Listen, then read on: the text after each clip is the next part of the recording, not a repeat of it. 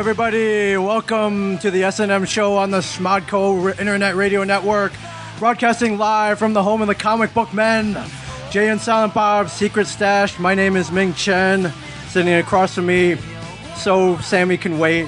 He knows it's too late when you're walking on by. Samantha Quintus, Samantha Q, everybody. Don't tempt me with like Oasis lyrics. I did that on purpose. I still like Oasis. Oasis broke up how many years ago?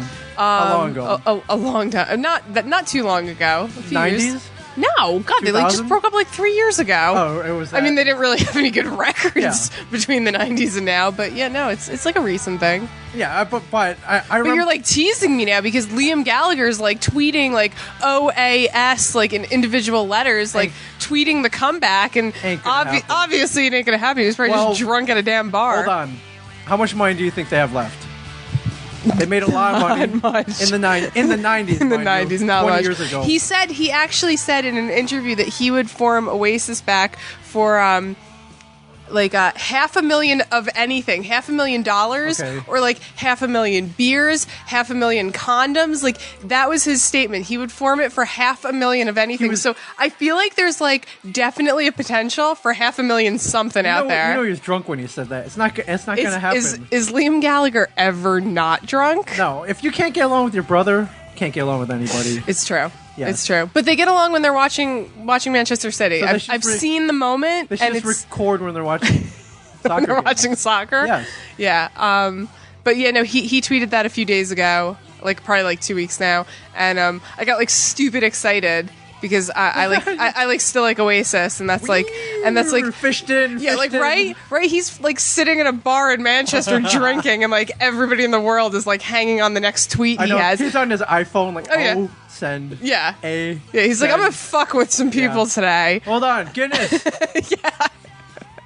And he needless to say, they're not getting back together, and they shouldn't get back together. They should not. I'm a huge Oasis fan, but there's no way that needs to happen ever again. Remember how huge they were? Like I don't know if they called themselves this or somebody was calling them like the next Beatles and shit. Liam I think used to say that like John Lennon's soul like ended up in his body somehow. Like he was the reincarnated John Lennon, despite the fact that they were definitely alive together. Yeah, like clearly he's not the reincarnated John Lennon because you were alive before John Lennon died. And he likes to call himself that, but I mean, like, seriously, I'm like a big Oasis fan, and there's no way that Liam is anywhere near John Lennon's stature. So it's not happening. So let's stop dreaming, buddy. It's not happening. And when the day the money runs out and they do want it to happen again, no one's gonna care anymore. Yeah, it's true. I mean, like, shit, I'm an Oasis fan, and their last like 2 albums sucked, so don't get back together. I'll just keep listening to the old shit on repeat. But for that 1 or 2 years in the late 90s, magic. Yeah, no, like I'm talking about how like if they formed a new like record and got the band together, like I'd be like, no, like I would be first online at the fucking record store the day it went out to buy that shit. Like, let's be serious. Yeah, did I want to make out to Wonderwall? Sure. Didn't everybody? Yeah, Isn't that like one of the most covered songs in the world? Yes. Beside like... It was magic. Beside like anything the Beatles Champagne did? Supernova. I liked it. I liked that. I used to get high to it. Yeah. Yeah, all that stuff, man. Hell yeah. All that stuff. Hell yeah. They should have kept going, like Dave Matthews. Not Dave Matthews and be like, all right, Dave Matthews is lame. Dude makes money, though. Dave Matthews needs to stop. He needs to stop? He needs to stop. He needs to stop like 10 years ago. So say some people. Yeah. So hello everybody. We are live. That means you can tweet us right now. Questions, comments, complaints, disasters. I am at Ming Chen 37, MINGCHEN 37. And I'm at the Zen Librarian, and I never spell it, and I'm not going to start today. No, if you need, get a dictionary. Yeah, if you need to know how to spell librarian, Zen is LIBERRY. Yeah, how come she didn't tweet me back? Yeah, the Zen Librarian. You can also visit us online at samandmingshow.com. We got a freaking website. And we are also recording this on video for posterity. And we are at youtube.com/mingchen. I may have to form our own channel. I don't know. This is all kind of like a pilot test. And it looks like the pilot is going to series now. 'Cause I'm doing this every week. Wait, what are we doing? We're videoing our podcast. Yeah, obviously we're videoing. There's cameras in front of me. Cameras here. Like, I saw you in the car, like, putting on makeup. Stop telling people I do that prior to. I mean, like, I was out this morning. I thought I was going to go hiking again this morning, so I didn't, like, get all dolled up. But, like, I pulled into the parking lot. I'm like, well, I got to change my shirt. I got to, like, comb my hair. I put, like, some lip gloss on. Yeah, you did. Follow the Zen librarian. She just posted this very saucy photo of herself at a library. Back when I used to be a librarian. Did you? Because I actually once was a librarian. I was. Shocking. I was a children's librarian, and Even more shocking. Somebody posted a picture, like, is it like this, like, old hag librarian, or like this, like, slinky, pencil skirt, like, cleavage popping out, on a desk, like, fuck me librarian look. And I'm like, well, somewhere between. kind of somewhere between. They're definitely closer to the latter as opposed to, the old haggard librarian. You were much closer to the latter. Yes. Yes. I'm just repeating what you said. So, you weren't, like, putting in your opinion? For those of the listeners that think I'm a dirty home wrecking bitch, I want to throw that out there. Home wrecker, yeah. I heard the word floozy. I'm like, who uses that word anymore? Apparently, I'm a home wrecker. Floozy? By the way, and apparently, I only got this gig because, like, I'm a home wrecker and I'm trying to ruin Kevin's marriage. So Kevin? Yeah, apparently. Really? Like, as if I've ever met him. No, you just missed him, though. By the way, you were He was saying literally here like not an hour ago.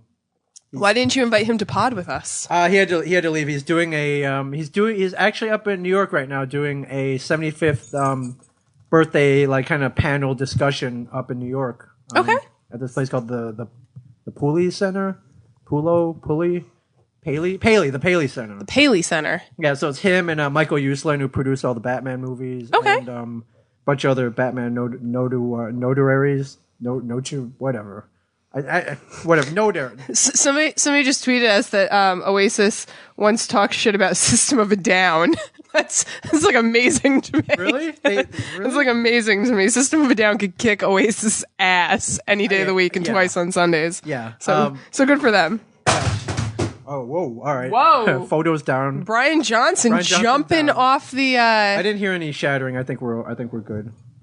Apparently, Brian Johnson doesn't like it when I talk about Oasis getting his ass kicked. Although I feel like he'd probably agree with that. Yeah, our friend James here with the Ultimate Warrior Twitter avatar asks, "I hope to see the Zen Librarian on Comic Book Men next season. What do you say?" I'm trying. I will try. I will use every agree. I have. I agree. To get you on the show. I agree. Yeah. I'll do it if you want. Especially, if we do that Jello wrestling storyline. Oh, it would be the first one I call. I hate Jello. Oh, pudding. Pudding? Jello pudding is fine. I don't like Jello. Jello pudding, like Bill Cosby, like these are the pudding pops. That's terrible. I know. That was terrible. You're gonna get so much shit for that. That's terrible. My friend Danae Weeks, who comes to all of our events, has seen me play hockey. She asked, "Was your marathon experience all you hoped it would be?" I'll be discussing that. Yeah, we'll be talking about Ming running. I'm in pain right now. I'm in pain right now, but we'll be talking about that. But first, we're going to talk about today being Cinco de Mayo. Yes, happy Cinco de Mayo. Happy Cinco de Mayo. We're not drinking Patron. No, is Patron Mexican? No. Oh, okay. But it's tequila.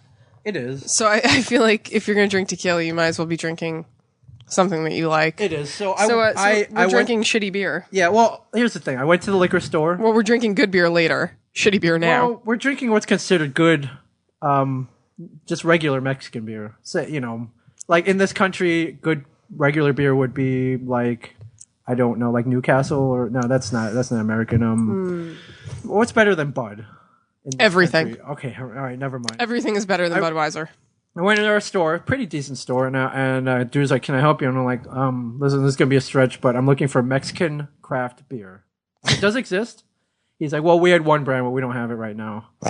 And I was just trying to be like, "Listen, Cinco de Mayo, I want to celebrate the holiday. I want to celebrate." You and every other person who walked in there and asked the same question today. I want to celebrate. I'm looking for Mexican beer. Mexican craft beer.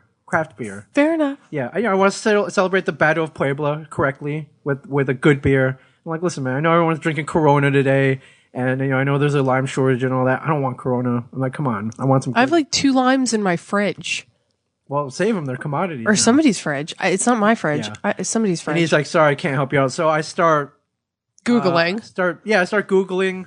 I see some Mexican brands I've never seen before. And they all appear to be not that good. So I went with top shelf regular Mexican beer, and this is what we're drinking tonight. Negro Modelo. Negro Modelo. Happy Cinco de Mayo, everybody. Happy Cinco de Mayo. Negro Modelo. Now you open, I saw you take a sip, and you made a face. Because I drink good beer, and not this stuff. This is like... this is all right. This isn't like... Okay, first off, I'm a big hater on when people put foil on the top of the beer because you're trying to open it, and then when you're drinking it, the foil is literally coming off in your mouth. Foil is classy. It's classy. I got the foil because it's visual. I wanted to watch you struggling with it on the camera. Is that it? Yeah, but you opened yours before we started, so I did. I just opened mine. Yeah, it is. You got the foil. Maybe the foil is flavor. I remember my dad was a big fan of Michelob, and Michelob used to have the foil on it. I used to be enamored with that. Speaking of Mexican things, Mexican Batman just tweeted at me, "You were really a librarian. I didn't realize libraries were still a thing." Yeah, I agree with that statement completely. Hopefully they're still a thing. Hopefully. We'll talk about that later. Hopefully.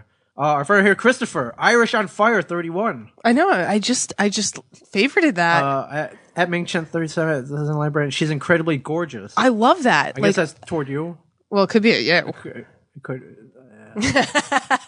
Christopher, thank you for the shout out. So Cinco de Mayo, pretty somewhat big holiday, big beer holiday. It's true. I think the first time I tried tequila was actually on a Cinco de Mayo. How old were you? 6? No, God, it was really late. I was probably 21. I never wanted to drink tequila. I don't know. It was just a disgusting, the smell always got me. And I think I was dating some kid, and we went out for a drink on Cinco de Mayo. It was our first date, I think. And he's like, "Oh, here, have a shot of tequila." Have a shot of tequila on our first date. And it was since it was Cinco de Mayo and everyone was doing shots of tequila, it was in one of those little barbecue sauce cups. Oh yeah, sure. Yeah, they're not giving you glass. And I was just this is so incredibly not classy. But it was a shot of some kind of tequila. It wasn't terrible. I mean, I drink tequila now all the time. Yeah. By all the time, I mean probably once every 3 months. So, Tequila's got me into trouble. Now, I get the good shit though. Patron, Cafe Patron. Well, I like Cafe Patron, but that's not really tequila. No. I mean, it's got tequila in it. Yeah, but it's you mix it with your coffee drinks and, you go wild. Yeah. So I actually had no idea what Cinco de Mayo was all about. I knew it was a big drinking holiday. I knew, You're so Asian. Yeah. Well, I mean, I actually celebrated once with Brian. We all went out to a Mexican restaurant. That was Chipotle? No, it was a place called Senor Peppers up the street. Oh, nice. Yeah. I know Senor Peppers. Yeah, and we went to the liquor store. Everything's bring your own beer here at BYO. So we went to this Mexican not the Mexican store. Went to the liquor store next door. Got some Tecate. Yeah. The cheapest of cheap Mexican the cheapest beer. of cheap, yeah. And that's how we celebrated. But today I looked it up. I'm like, what's this holiday all about? Okay, so what is this holiday all about? Beside a bunch of Mexicans getting drunk. Technically, I think it's more Americans getting drunk than Mexicans. It's true. Let's be honest here. It's true. Now, Cinco de Mayo is not the Mexican Independence Day. That is a commonly misthought idea that Cinco de Mayo is our 4th of July, and it's not. It's not. Yeah, it's not at all. It is a celebration of the Battle of Puebla, Samantha. Okay.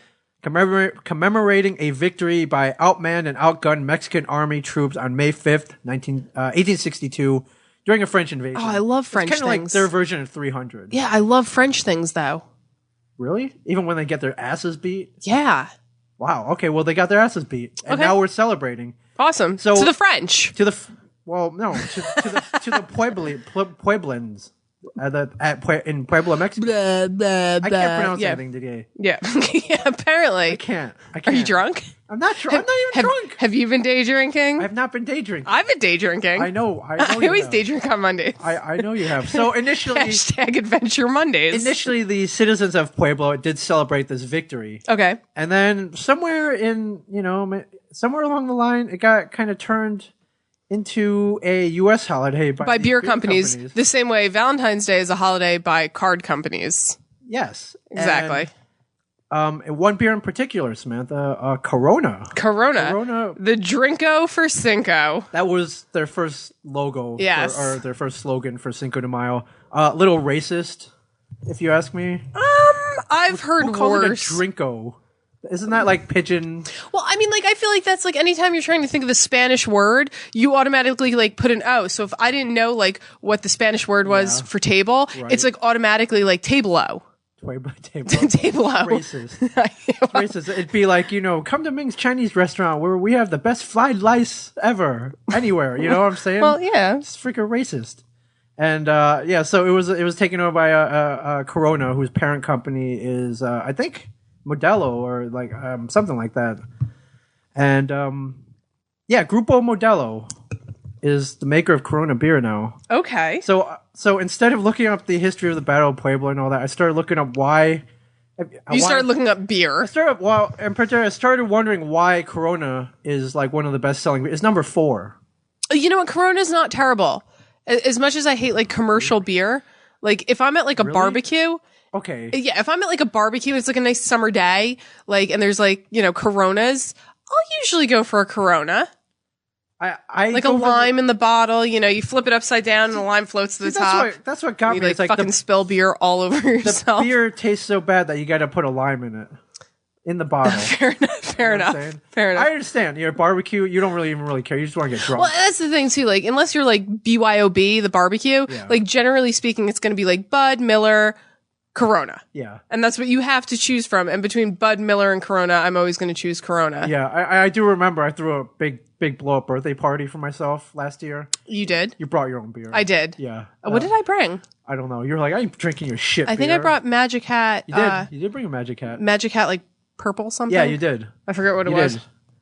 And so Corona became massively popular. It didn't work initially, and then they noticed, surfers and college students gravitated toward it. So they started doing market research. They started going toward more of a beachy, like laid back vibe. Okay. Instead of publicizing its Hispanic roots, its Mexican roots, they started doing market research. They got a bunch of college kids together once for market research. They're like, "Why do you drink this?"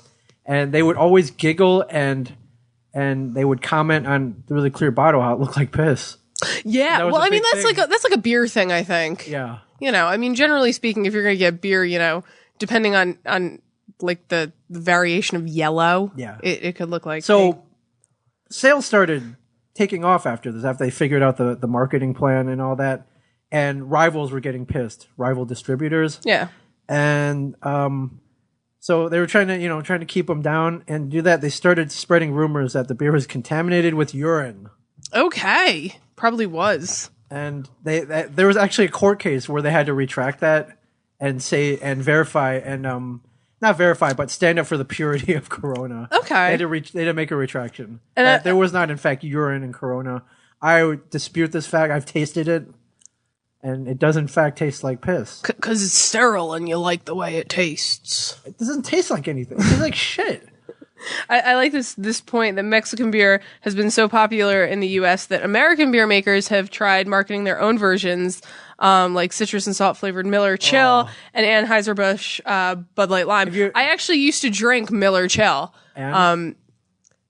I guess you liked it. Well, I mean, it was better than regular Miller. But that was like another thing. Like I used to drink with a group of friends, and all they ever drank was Miller. And so like during the summer, they went from Miller to Miller Chill. Like we'd be drinking on the beach, drinking Miller Chill.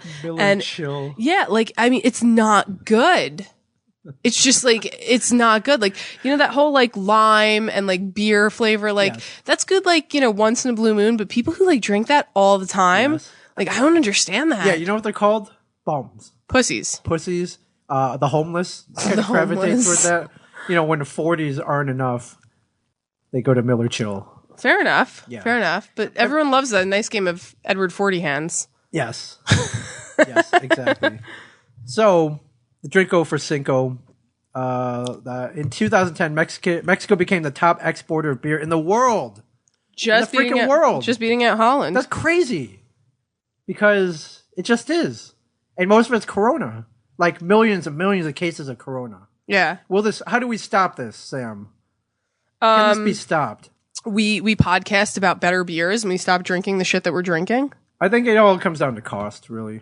Yeah. Like cheap. I mean, and that's the thing too, like, you know, it's funny because I was at a bar last night, and a supposed Irish pub that Maloney's, I've talked about it before, that like literally when you look at the menu, it was all Mexican food, which was just ironic to me because the Irish pub in our town does the same thing. Yes, the Dublin, they do. All Irish food or all Mexican food. But and people. The people I was there with were commenting about how like the beer prices were a little expensive because they were like upwards of like $7 to $8 because they're different beers. And, you know, I was at a bar today and it was slightly cheaper. It was like $6, but like, you know, especially when you like can drive by like a dive bar and see like, you know, like $3 Miller Lights, you know, people like $2 PBR tall boy. Yeah, like, but that's the thing. Like, I mean, you like literally. Okay, so doing the math, I could drink like one beer for $7 and get like a significant buzz if it's like a 7 or 8 or 9% alcohol, or like I could drink 2 of them and get like a significant buzz for $14. Okay, saying it's a $7 beer, right? Or you could drink like 7. You know, Millers for $3 and pay like upwards of $20 and probably not even be drunk because the alcohol level in that is like 1%. Yes. No, it's like 4. So, you know, you're looking up. Yeah. I mean, like, I'm looking at like an accountant. I'm looking at like, how am I going to get the best bang for my friggin' buck? But that's like a thing. Like, I don't want to sit around and drink, like, have to drink, like, if I want to get drunk, I don't want to have to like sit around and drink like 10 beers to do it. Right. I want to like, I mean, I guess if I want to get drunk, I just straight shots of whiskey. Why am I even bothering with beer? Sure, but you know that's why I hang out with you. That's why we're friends. Quality, my friends, not quantity. Quality, not quantity. I agree. Not quantity. So our friend Dennis here, new friend Dennis. New friend Dennis, says, yes. You could get the world's Corona's marketing is through the roof, and that's why they're so popular. Yes. You get the world's best marketing firm, and they can market feces. And people would actually, yeah, I know. Yes, that's very true. That's why people like the New York Yankees. The Yankees were good in the 90s. They were good in the 90s. Yeah. So, anyways, happy Cinco de Mayo. Happy everybody. Cinco de Mayo. We are going to choke down these Negro Modelos. Then we're going to go to something. We're going to go better. to some Innis and Gunn. Innis and Gunn. I discovered it last week. It's a Scottish beer. Oak aged beer. Where do they make it? Is it in Canada? Is this from Canada? I heard it was from Canada. It's Scotland's most awarded bottled beers. Right, but where do they actually make it? I have no idea. Or is it? Scotland, Edinburgh, Scotland. Yeah, Scotland. Yeah, it looks pretty intense. I was drinking it last week. I love it. It's like a really good tasting beer. So I'm like trying to choke down this terrible beer I'm drinking. I'm choking mine down too. Okay, well I'm just saying. I'm gonna start like pouring it on the floor. Don't do that. Yeah, Walt. Please don't pour it on the floor. Walt would be so pissed. Please don't pour beer on the floor. I'm not going to pour beer on the floor. I'll just throw it at you instead. All right, that's perfectly acceptable. You want to dump it on my head? Dump it on my head. Just watch the Dre headphones. They were expensive. Okay. Please. So happy Cinco de Mayo, everybody. Happy Cinco de Mayo. I had to get a Mexican beer. You had to. No, I agree. It's funny too because like on Valentine's Day when I was like thinking about like tweeting about a beer, like I didn't even think of going for like the Love Stout or something, and like I like tweeted about like some whatever other beer I was drinking, and I was like, it has to be topical. Like that's We're going to get some good shit next week. Zombie Killer. I saw Zombie Killer. Yeah, that was actually at Maloney's. It's on tap. I'm excited. Yeah. I'm intrigued.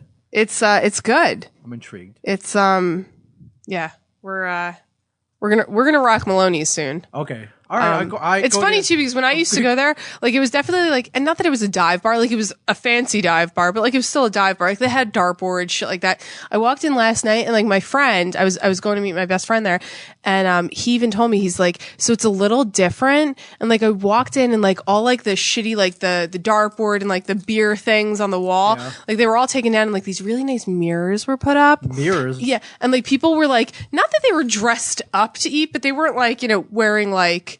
Sweatpants and shit, like dive bar shit. Like there was no like homeless people hanging over the bar anymore. It was all like people dressed nice to go eat. And my friend, he was just like, it's not the same bar we used to drink at. I'm like, it still has like 80 beers on tap, so I'm still fine drinking here. It's like mirrors. What is a strip club? It was like, when are we going? It was like mirrors on the wall. That's strip club. It's not a strip club. There were no poles. I know. And everybody was fully clothed. That reminds me of a story. Speaking of which, when are we going to the cabaret again? We should go this week sometime. We should go. Okay. For great food. We talked last week about going. It's not a strip club. It's a go-go bar. Yeah. There's a difference. With great food. With great food. That's how they market themselves. I just remembered. So my friend Brandon Lynch filmed a movie there. He put me in the background, and I remember they went way over the time that they were given. And I remember why now is the production had to take the mirror. They had to unscrew the mirrors off the wall. Yeah. So you couldn't see the cameras. Yeah. Yeah. Yeah. So. Yeah. Mirrors on the wall. Yeah. No, that's what apparently my favorite bar has become. It's like these really nice, like not like tacky mirrors, like they're framed mirrors up on the walls. Yeah. And, it just, it's completely different. Like there was better lighting. Like there was like a new paint job. It wasn't like dark and kind of like, damp looking. Sucks. It's like a dive bar trying to go upscale. But it was like nice. And I mean, like I said, they're charging like $7 to $8 per beer. Sure. So, I mean, I guess they can be upscale when they're charging that much money. Yeah, but I want the dive bars, man. Yeah. I want, you ever heard the term old man bar? It's like the bar you go into and it's just a bunch of cranky old men there. That sounds like every All bar in dudes. South Amboy. That might be a rundown. Yeah, every bar in South Amboy. I heard a rumor back in the day that they would have bars, and underneath the bar would be a piss trough. You ever heard of this? No. Yes, piss trough. So you wouldn't even have to go to the bathroom. Okay, I'm right there. glad that I've never been to one of those bars. I believe these are true. I believe there were bars with a piss trough built in. Okay, I'm just gonna have to saying. find one. I mean, not that I want to like piss in it, but I like don't think. I'm sure like believe most they've taken them. Yeah, out I was gonna say I'm sure like most point. bars, but like I want to find one that like just kept one up for like looks and posterity's sake, like not to actually piss in. Yeah. Just to be like, oh hey, look, we used to fucking urinate in the bar. I would do it. What, urinate in a bar? If there was a piss trough, like on the bar. No. No. You just like whip out your wang and just like start pissing? Yeah, save me a walk to the That's creepy. the bathroom. That's fucking weird. Well, here's the thing: is that I said old man bar. Only men would visit these places. So like, well, that's like still weird. is it? Yeah. I guess. I mean, I guess. I mean, like the whole, yeah. I mean, like, Yeah, it's a little like I've weird. had like conversations with my friends about like, being in like, like going to the bathroom in a urinal and like a guy walks in, like you have to pick like a urinal a certain distance away or like sure. you get like a creepy guy next to you who like comments on what your penis looks like. Sure. Like that's just like weird to me. Sure, I've gotten pee shy before. Sure. Like, or like, has anybody, okay, have you ever been in a urinal and like somebody's walked up to you and like said something about your junk? No. Okay, like I've heard like shit like that. Well, actually, no. I take that back. I was like, whoa. Like, holy shit, that's big. Yeah, I'm sure Yeah, you never heard it happens all the time. It's funny because my father, he used to be a manager at a movie theater not far from here. One that actually Kevin used to go to because they used to argue when Kevin came in to watch a movie, he would pay with a credit card and they'd be like, "Can we keep the receipt?" Because he signed it, obviously. And my dad's like, "No, we need that like for like so we can, accounting purposes." We can prove that he yeah, made like a he paid. transaction. Yeah, like so like no, you can't keep it. And everyone would be like, "Can you make a copy and keep the copy of the receipt and we could take and They were scrambling over the movie theater credit card receipt of one Kevin Smith. Yes. That's funny. So apparently my father's met Kevin. I have not. But one day Bruce Springsteen came in there and, I guess, my father really wanted like his autograph. Yeah. So Bruce went into the bathroom and my father went into the bathroom and Bruce was at the urinal and my father, he picked a urinal like two down, not like right next to him. And he goes, Mr. Springsteen, would it be too much to ask, to get your autograph? And Bruce was so nice to him. He was like, "Yeah, definitely, but can I wash my hands first?" Right. That's so cool. yeah, no, he was like a cool guy about it. But I was like, man, that must like suck taking a piss and have someone like ask for your autograph. Me and Springsteen cut from the same cloth. I told you that happened to me as well. Yeah, At a con. yes, not it's like weird. Not a movie theater. But I had two It's dudes, like weird. Had two dudes come up to me in the bathroom asking for my photo. And then if you see the photo, I should have. You took the picture in the bathroom. Yeah, I should have screen capped it because I saw it later on Instagram. I'm never gonna be able to find it now, but you can see in the background their dude's pissing. Why didn't you go outside the bathroom? He wanted to take his shot right there. I understand, like your dad. He wanted to take his shot right there. Well, yeah, but like my dad, like they went outside the bathroom for him to sign we were something. in the bathroom. It's like weird. My attitude was like, all right, well, let's just do it now. Then I don't want to walk out. Let's just do it now. True. Yeah. True. I mean, I'm shocked you even zipped your pants and when I did zip my pants. My freaking cock wasn't hanging out. My big fat cock was not hanging out of my pants. Don't lie to me. Don't lie. Yes. Speaking of which, I did love your message that you sent me the other day about how you had a little something for me. I do. I have a small surprise for you. It's a small surprise, and I tweeted that to the world. I do indeed have a surprise for you. It's small. It's not huge, so don't get excited. So it is your penis. It is not my penis. That's good because you're married. Is that a surprise? Hashtag pray for Debbie. Would that be a surprise? What if it was your penis? Yes. Yeah, that would be shocking. I would probably never speak to you again. Mildly, like if you were just like streaker ripped off your clothes, I would like never speak to you again. Mildly inappropriate. Wildly inappropriate. Inappropriate. I do in fact have. My boyfriend might kick your ass. He might. He I don't would. want my ass kicked. He would. I don't want my ass kicked. I'm not in any shape to kick any ass right now. We'll put it that way. Yeah, it's true. You're kind of like weak. Yes. So our fan of the week is Mr. Meat Pie. Great name. Yes, he sent a tweet last week. If you heard the show last week, Samantha was I was totally day drinking all a day. little buzzed, and he said, hearing the Zen librarian slur through the first 30 minutes of this morning show is too much for this ant. Less drinking, more podcasting. Which is funny because we just drank more as the podcast went on. Yes. So I can't imagine how after 30 minutes my slurring improved. Yes. So good for me. I just love that he made it 30 minutes. I know, like Time to commit to something. congratulations. So that's like awesome. I guess Meat Pie's not listening anymore. He's a former listener. So too bad. So he's not. That's a bad fan of the week. Fan of the week is I have like tons of fans of the week. I like pretty much. Fan of the week is Tyson Ernst, who is Mr. Ernst. Yes, who sends us greetings from Long Beach, California, and he's at the VA Blind Rehab Center. How awesome is that? That we can that we're entertaining him all the way from New Jersey. I like that. Apparently, Tell Him Steve Dave and Engineer says that he's going to drink every time I say like. Okay. So like. Yeah, drink up, boy. That's like that. That's like that. How I Met. I always say it. That's that How I Met Your Mother episode where they drink whenever Robin says the word like or something, yes. And she figures it out, and you know she's on air, and they're doing shots to this, and she gets them like real fucked up. So that's like a huge compliment too, because everyone thinks I'm like Robin from. Yeah, dude's gonna get alcohol poisoning now. By the way, Thank you very much. Thank you very much. So you're going to Baltimore tomorrow. I am going to Baltimore tomorrow. Unfortunately, I can't join you. We were recording Tell 'em Steve Dave episode 200 Which tomorrow. is a big thing because apparently you're rapping on it. It's me versus Brian Johnson rap battle. I have to practice. I thought it was you and Mike versus Brian and there's a Walt or something. Walt's got a whole scheme going on where we're all involved, but it is essentially a me versus Brian rap battle. Well, I'm going to put my money on Brian then. You got no faith in me? You're Asian. Right. And? Name one good Asian rapper. I can't, but name one good white rapper. Eminem. All right, that's one out of... I wouldn't even say he's good. I would say he's like mediocre at best, but like, I mean... He's a good rapper. He's white. Yeah, but Brian ain't Eminem. We'll put it that way. Brian's not Eminem, thanks. Brian don't even listen to rap, man. That's all I listen to. I listen to that's all I listen to is old school hip hop and rap. Biggie, like I'm a huge Biggie Smalls fan. Like the whole Bad Boy... Mace, wherever he is now. So can you give us like a sampling of what you're going to do tomorrow? I don't have anything prepared. I don't want to ruin. Fair. Yeah, actually, that's true. I don't want to take any of the glory away. I'm just gonna say this: my rap has been written, and it's kind of lengthy, so I got to whittle it down because apparently that was my downfall in the last battle. Was I had way too much. It was too easy to make fun of him. It's too easy to crush him. So I have to, boil it down to the best of the best. Okay. And then, then after that, just flow. So you're not going to come with me to Baltimore tomorrow, but I am going to Dew Claw Brewing. The Dew Claw Brewing Company. I'm going to Baltimore for a book signing. My favorite author, who will be appearing via Skype on our show. Line this up. Sometime after his tour. He's going to be signing books down there. I always go and see him when he's doing book signings. So I figured, like, fuck it. Well, I'm in Baltimore. Why don't I go to Dew Claw? Yes. So I tweeted at them, and they're like, hey, sure, come on by. Down. So you have an appointment. You have a personal appointment. I have a personal appointment at 2:00 to go like tour their fantastic brewery where the magic happens.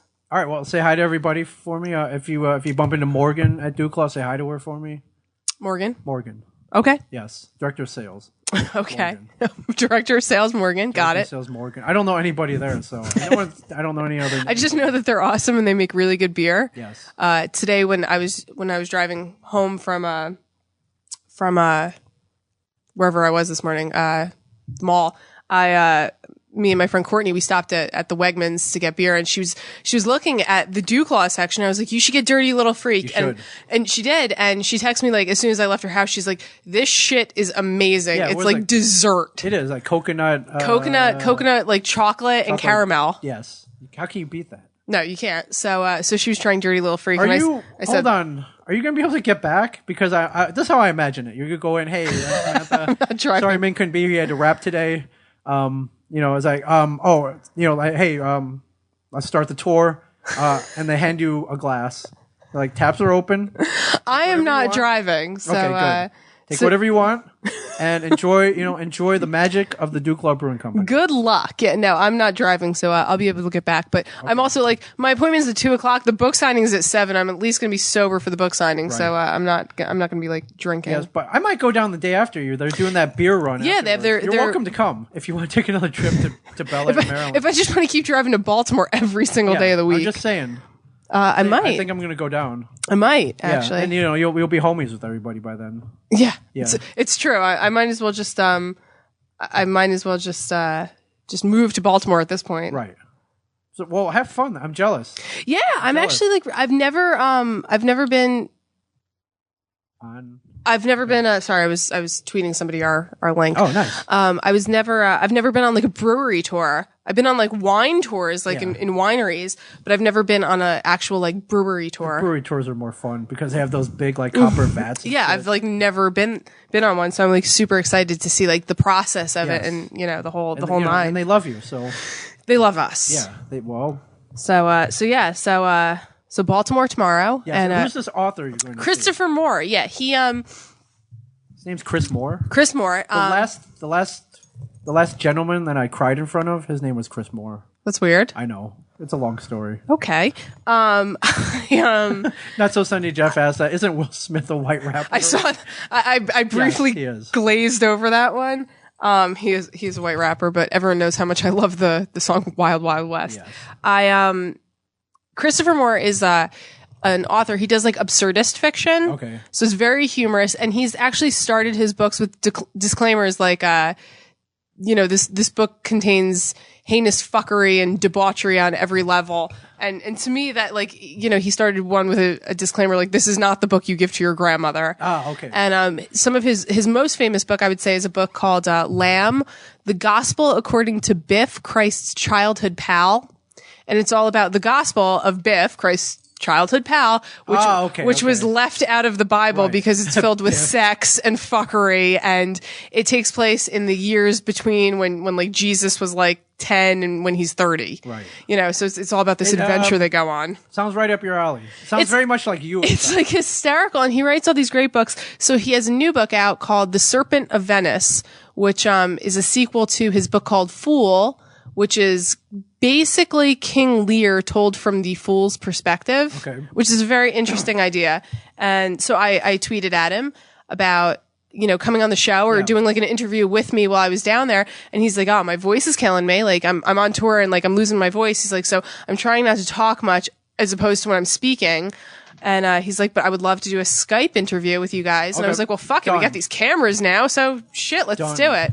Come to Jersey, man. Sit down at the table. Yeah, well, he's going to be in New York on Thursday. Okay. But I'm going to Baltimore because I want to go to the brewery. Baltimore. Yeah.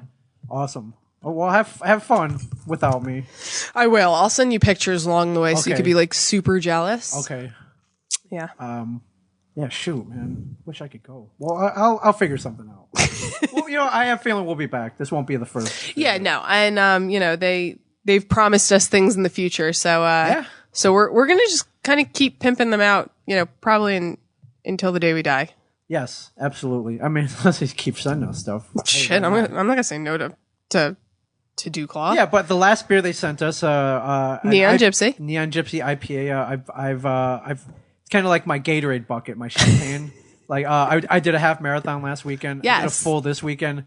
After each race, I celebrated with the Neon Gypsy. Nice. Tell us about the marathon. You want to hear about the marathon? I want to hear about the marathon. All right, I did the Pittsburgh Marathon. You did? Full freaking marathon. You did. How much money did you raise? Raised close to $1,000. Okay. We were hoping for $2,000, but It's tough, man. You ever had to try to raise money? No, I haven't actually. I can imagine it's like probably damn near impossible. It sucks. Yeah. It sucks. Especially in like a recession where people are like hoarding their money. I'm trying to, what I want to do is, you give out of the goodness of your heart. I'm trying to give back. So I'm going to be doing more of these for Kevin's charity, the Wayne Foundation. So I want to, stop human sex trafficking. Domestic human sex trafficking. Yeah. And so, I know it's tough. Like, you want to donate. You don't really get anything back. You get good feeling. You get good karma back. You do. But you want something tangible. So, so what I offer is you donate something. Like, I'll send you a signed photo. Okay. That's not something everybody could get. Yeah, exactly. It's something that you get in the mail. It's kind of fun. So I love getting mail. Yeah. Except when it's like bills. That's what I've been doing. So, yeah. So we raised about $1,000. Okay. And, yeah, full marathon. You've done it before. I've done it before. I've done it twice. I don't know why I keep doing them. I am in such pain right now. Oh, man. I never got that feeling after a marathon. You felt good? Well, yeah. Like the next day, I felt like amazing. I mean, I remember after my second marathon, I did 2 yoga classes in the morning and I was like gold. Wow. I'm walking right now like an 80-year-old person. Like, it's no joke. I can't... I need one of those things that like whisks me upstairs, like Gremlins, like that old bag in Gremlins. Yes. Because I'm hurting. Okay. I'm limping. How was the course? The course was tough. Okay. Pittsburgh. Hills. Yes. Okay. Hills. If anybody's from Pittsburgh, you know what you're talking about. It's a very hilly terrain. There is one section at mile 12 where it's like the whole mile is uphill. It's on an incline. Is it like a gradual incline or like a steep incline? It's somewhere in between. Okay. I wouldn't say it's not like 90 degrees up, but it's like 45. Okay. And it's it's terrible. It sucked. For a mile, that's terrible. I don't mind hills, but I don't. It's tough. When you're doing 26.2 miles, you obviously want more flat and downhill. Yeah. Which obviously you can't have a downhill without an uphill. Yeah. Generally speaking. Yeah. So I had to drive to Pittsburgh. I took some of my team members with me, so that was cool. That was kind of like a little road trip. I had a team member who I kind of met before, but I didn't know much about her. She is a teacher at a local high school, and so the whole way we were driving over there, she was telling me she has a film class. Okay. And I'm like, really? I'm like, man, I wish I never had film class in really? high school. Yeah. Did you? You had a film class? I had it. I didn't take it though. Why would you not take it? You get to watch movies all day. I don't know, because the teacher was weird, and it actually turns out that he was a pedophile. He got busted. He is in jail right now. Yes. For pedophilia. Yes. What? Hold on. Hold the phone. So, wait. Did you have a class with him? I did not. I didn't take the class because he was weird. You heard stories though. Yeah, I mean, people would be like, "Oh, so and so is a weird teacher," and then I think it was the year after I graduated. Like a story broke that apparently some kid, actually somebody I knew, had like kind of busted him. I guess he like ratted him out because it was like, I guess he was videotaping him and he like made him take off his shirt and put nipple clamps and clothespins on his nipples. At that point, like, I'll take off my shirt for anybody. I don't care. But like the nipple clamps, like that's when I'm out of there. Yeah. So needless to say, boys. He was into young boys. He was into young boys. Oh my, okay. And he did this on school property. Not that it matters. Obviously, yes, he did it on school property. And wow. Okay. So yeah, no, I didn't take that class. Okay, well, thank God you didn't. I mean, like, not like I would have been his type, but I did not take the film editing class in my school. He slipped through the screening and all that somehow. Well, I feel like some people like are normal, and then they just kind of. Right, you had a pedophile. They just kind of snap. So I was like, "What kind of films do you show in your class?" She's like, "Oh, we show like Goodfellas and Kill Bill Part 1 and 2." I'm like, "That's fucking awesome." That's amazing. I'm like, "That's freaking awesome!" Like, I would kill to be in a class like that. It's amazing. Like Tarantino. I'm like, well, my sister was going to be absent. She's a teacher. She's a 6th grade teacher. Yeah. She was going to be absent for like a week because she was like undergoing like a surgery. Right. And like, she was like, what should I show? And I forget what the first movie was, but the second movie was Iron Will, that movie about like, like the Huskies and like the Iditarod, I guess it is. Mm-hmm. And I was like, that movie's like from 1993 and it sucked. Yeah. Like, you're going to show them Iron Will? Yeah. And I would like fucking mutiny you when you came back. Yeah. And then maybe on Thursday I'll show them Cool Runnings about the Jamaican bobsled team. Yeah. Like, I was just like, Iron Will? Like, are you serious? Like, that's like your choice? Can't you, how about Iron Man? Well, right? She said, she's like, when I'm in the classroom with them and showing them a movie, I'll show them like the Avengers or something like that. She's like, but when there's like a different teacher here, she has to show them like Aquila and the Bee. Oh, right. And I'm like, that's like terrible. Like a whole week of having to deal with that. Yes.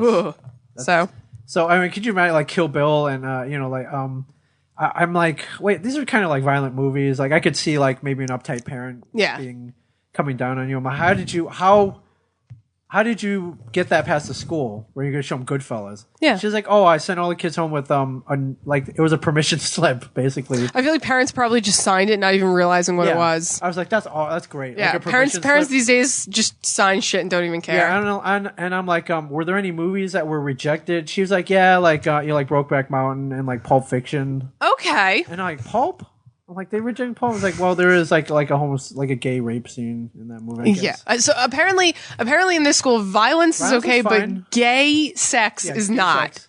No, not okay in whatever school she teaches in. Which, and I was like, no Pulp? Like, Pulp freaking changed my life, man. Like, it was inspiring. And so, yeah, I thought that was cool, though. Okay. I thought that was cool. So, so we get down there. Pittsburgh's cool. One night, the night we get there, we're looking for somewhere to eat. Now, I have a question because I honestly forget. Pittsburgh versus the Rangers. Were they playing game one? It was that night. So were they playing in Pittsburgh or at the Garden? They were in Pittsburgh. Okay. I couldn't remember, like, honestly, where they started. What's that joint called? The Mellon Center or whatever? Or, I don't know. It used to be called the Igloo. The fucking Sidney Crosby Sucks Center? Yes, yeah, that one. Which is cool. I get in there, like, everyone's wearing Penguins gear. It's like full out. But you didn't go to the game. No, I didn't. No, I don't have playoff money, dude. I ain't got no playoff money. You're like a celebrity. Yeah. What do I do? Am I driving a Tesla? And do I look like I got money falling out of my ass? No. I do not have playoff money. I have regular season money, perhaps. Like maybe playoff money. I feel like you probably could have got cheap tickets. No, I don't think so. Because Pittsburgh is a hockey town. Okay. Bar none. Pittsburgh is a sports town. Yes. Steelers, they hung with the Pirates all those years during the losing seasons. And hockey. And the Pittsburgh Steelers and the Pittsburgh Penguins are actually two decent teams. Oh yeah. Yeah, so it's Penguins jerseys everywhere. Even at the rest stops, I saw. I mean, that was the same thing when I went to New Orleans. I got there on a Saturday. They played on a Sunday. Yeah. Everybody was already wearing the Saints shirts on the Saturday. I like that. I'm actually kind of jealous. Yeah, because, I agree completely. I'm jealous. I'm a Devils fan, and you don't. I mean, let's be honest. The fandom for the Devils is not that rabid. Well, I was gonna say even New York, which is the Rangers. I feel like New York is such a big city that you don't obviously Pittsburgh is smaller than New York, so you kind of feel it a little bit more. But like New York, when you walk around, you don't necessarily get like the Mets or the Yankees or like. Every person walking around isn't wearing like team affiliated gear. New York, New York's popular everywhere, which is why it's that's the thing. Like I feel like so many people are like New York is so big and there's so many people that even though most of the city is like supporting somebody, you don't necessarily feel it as much as like a smaller town like Pittsburgh or when I was in New Orleans, or Boston's very much like that too. Boston, Boston's huge exactly. Sports town. And I got a little jealous. Yes, I got a little jealous. I've had that feeling. Yeah, it's like the Devils are not like that. I always said sucks. I always said that if I moved to New Orleans, I would become a Saints fan just to participate in that feeling, and I would completely sell out the Cowboys. But yeah. So first night we're there. I'm looking for somewhere to eat. We go to this place called Burgatory. Yeah, that's like an awesome name for a place that sells burgers. It was like their motto was like heavenly shakes, like devilish burgers or something like that. How coy. Yeah, so I got in there and I'm looking at the menu, and the first thing that they have are milkshakes. Okay, they're like milkshakes. I'm all right, milkshakes, whatever, not a big deal. Every decent burger joint will have milkshakes. Yeah, the milkshakes they had there, you could order versions with alcohol in them. Okay, I was gonna say you did. I posted the menu on Instagram with a caption as decisions. And the one that I gravitated toward was called like old grandpa's milkshake. It had freaking bourbon in it. Okay, bourbon. I was to say, and I then love bourbon. Then I saw you also had a Nutter Butter one, which would like fucking kill me. Yes, it would. But if you like peanuts, They in the shake they put crushed up Nutter Butter, like the cookie. Like Okay. They grinded that shit up, put it in the milkshake. It was crazy. The one I should have gotten was called the apple pancakes and bacon. It had Gala apple and caramel vodka with caramelized apple pancakes and bacon. If you're scratching your head right now, you're not ready for this one, but trust us, it's oh so good. Yes. Okay. Caramel vodka. Okay. In a milkshake. Okay. I think I can get behind that. You can get booze in a milkshake. You can totally get behind that. Yeah, I think that's okay. And there's that whole joke in Pulp Fiction, like $5 shake, like they don't put no bourbon in it or nothing.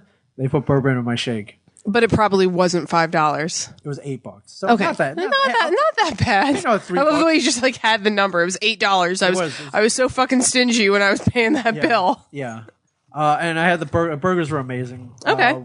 If you're in the Pittsburgh area, I think they're Burgatory. Burgatory. Okay.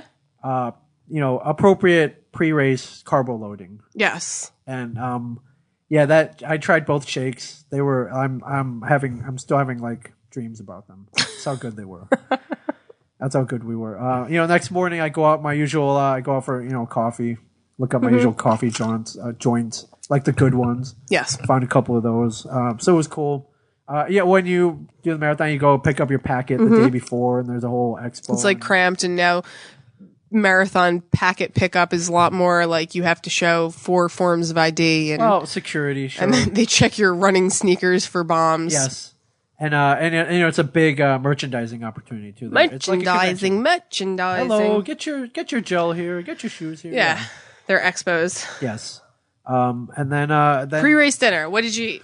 I have a pre-race dinner, so that's why I'm What's asking. your pre-race dinner? How do you fuel up before a grueling run such as this? I actually never really eat much, so it's not like I like carb load.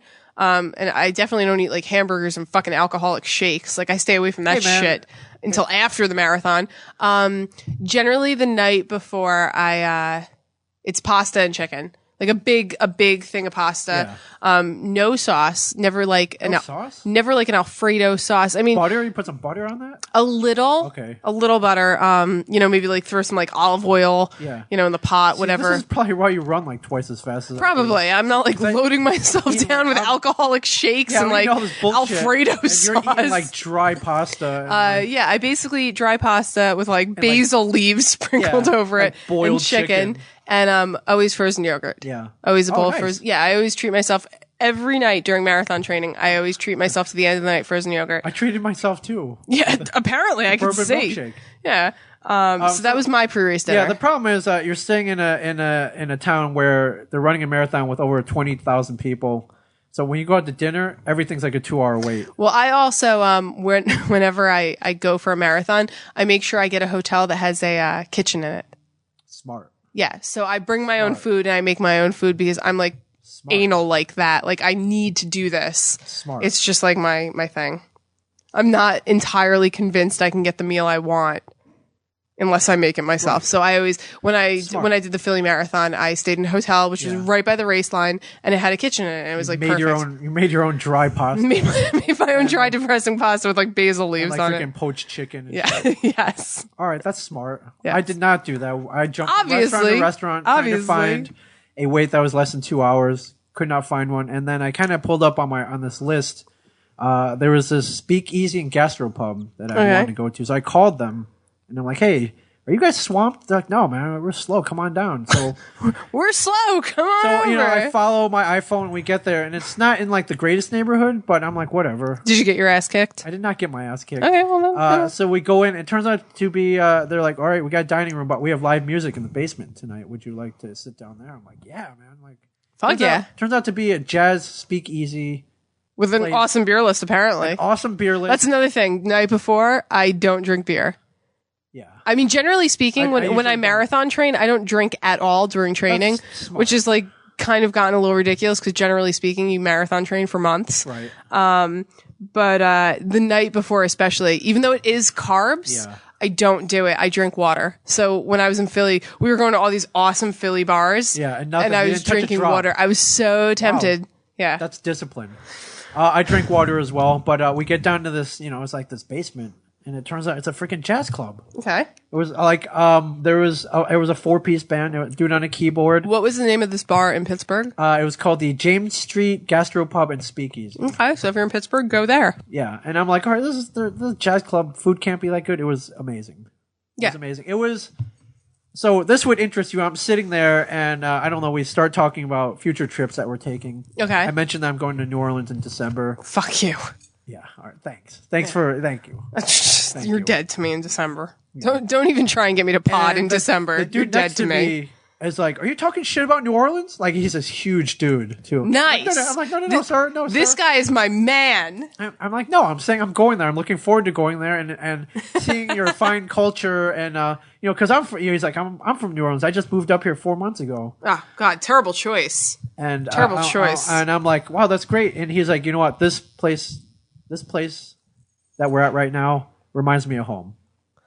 Oh. I'm like, really? I was like, how so? I was like, well, with the jazz and the atmosphere, it's like home. I just had shrimp and grits, which you wouldn't think they would get right in freaking Pittsburgh. They got it right. He said. Oh, so, it was funny. Speaking of New Orleans food, I was watching. I think I mentioned this like 2 weeks ago. I was watching that Diners, Drive-ins. Yeah. Fury. Yeah, and they had this place was featured that I ate at in New Orleans. And I don't know, God, like shit. I was probably getting my like fucking period or something. I was super emotional, and they're showing them like making this jambalaya dish, which I actually ate. Like I ate that dish, and crying. I like started tearing up. I was like, I just want to be in New Orleans again. You started crying a little bit. Like I got a little teary eyed. Oh. I gotta admit, I miss New Orleans a little bit more than I should. Yeah. Yeah, so that was cool. So he started. Yeah, we were like, well, where should I go? Do you have any restaurant recommendations? Lafitte's. Lafitte's. He was just like, you can't. He's like everywhere.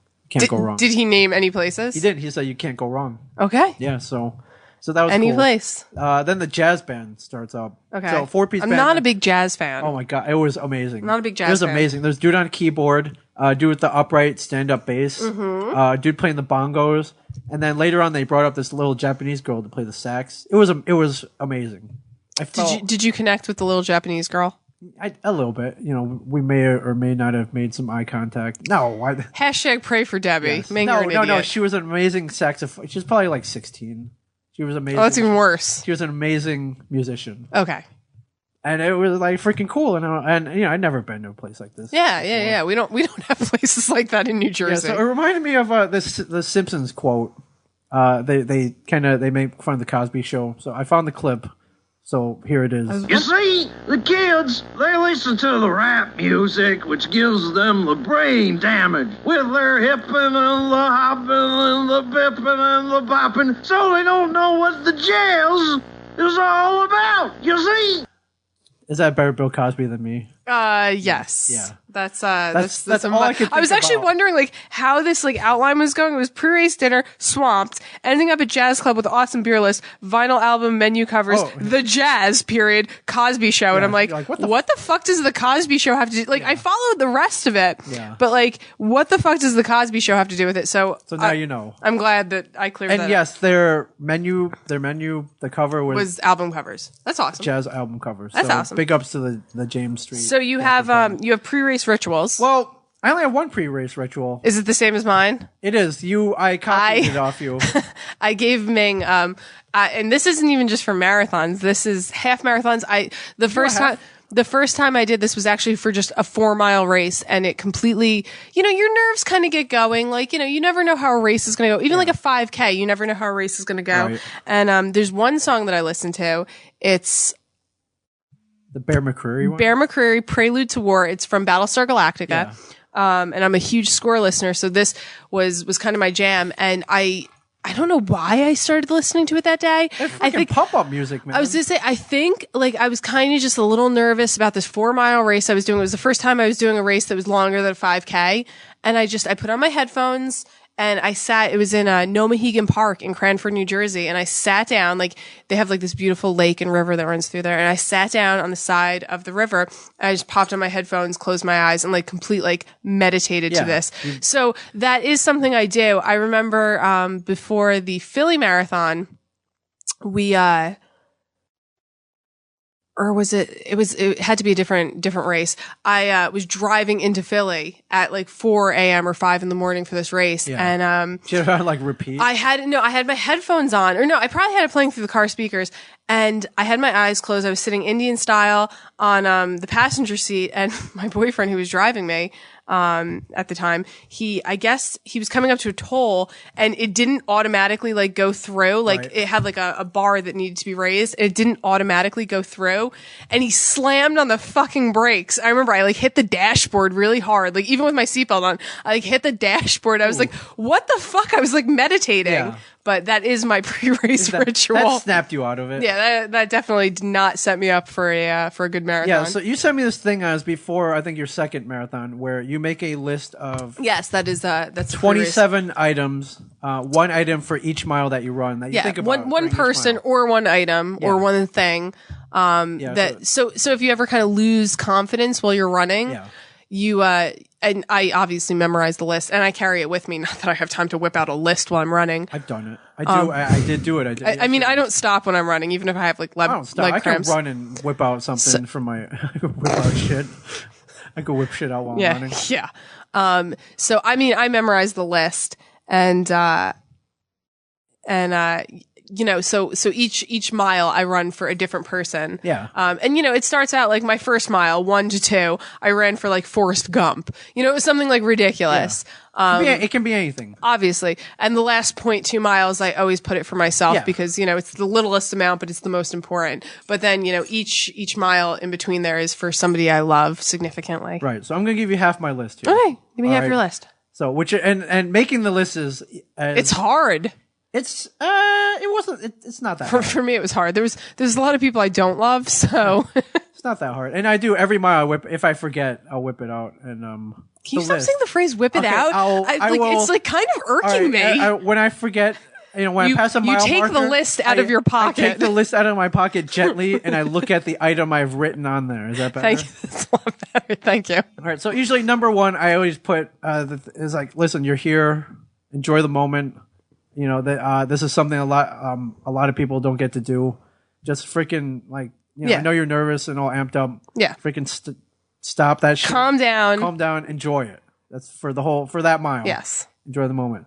Number two, my wife, Debbie Chen.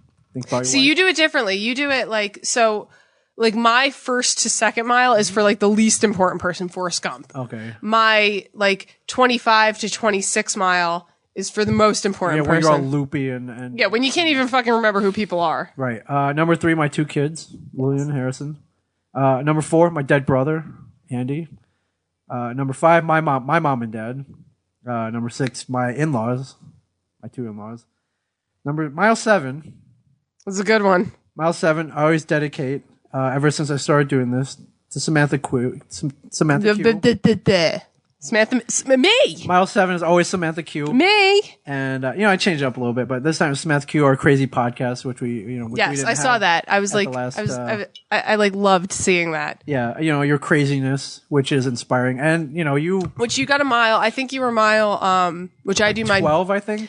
Or 10, I can't remember. No, you were like 15 or something. Nice. I do mine backwards, yeah, remember? Like, so mine is like, I think I did like all like my local yogis who like helped me train, the people I worked with at my job. And then I think it was you, because obviously I lump you all together into one big group. Yeah, no, for me, I always put you in mile 7. It's tradition at this point. It's tradition that I'm mile 7. Okay. And, you know, mile 7 kind of sucks.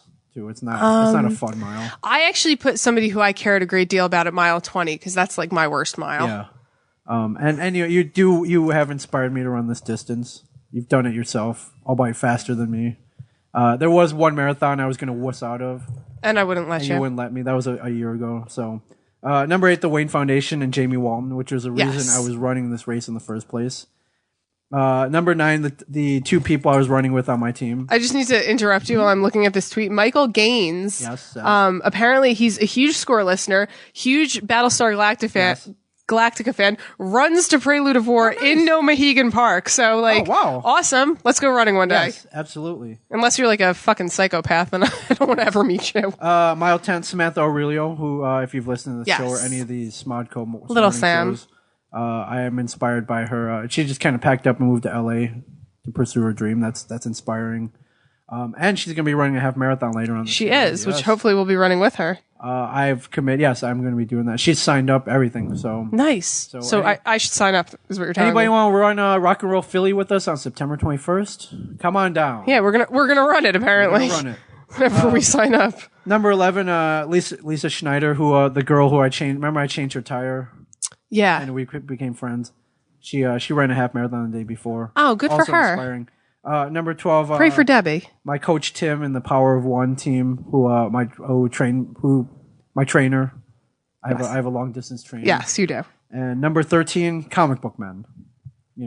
A blessing. A blessing. A definite blessing. So a blessing. That's half. I loved it seeing that. It's always somebody told me to do the same thing for my second marathon. Yeah. I didn't do it for my first marathon, and I was so happy because it makes you sit down and think about like what's important and who's important. Yeah.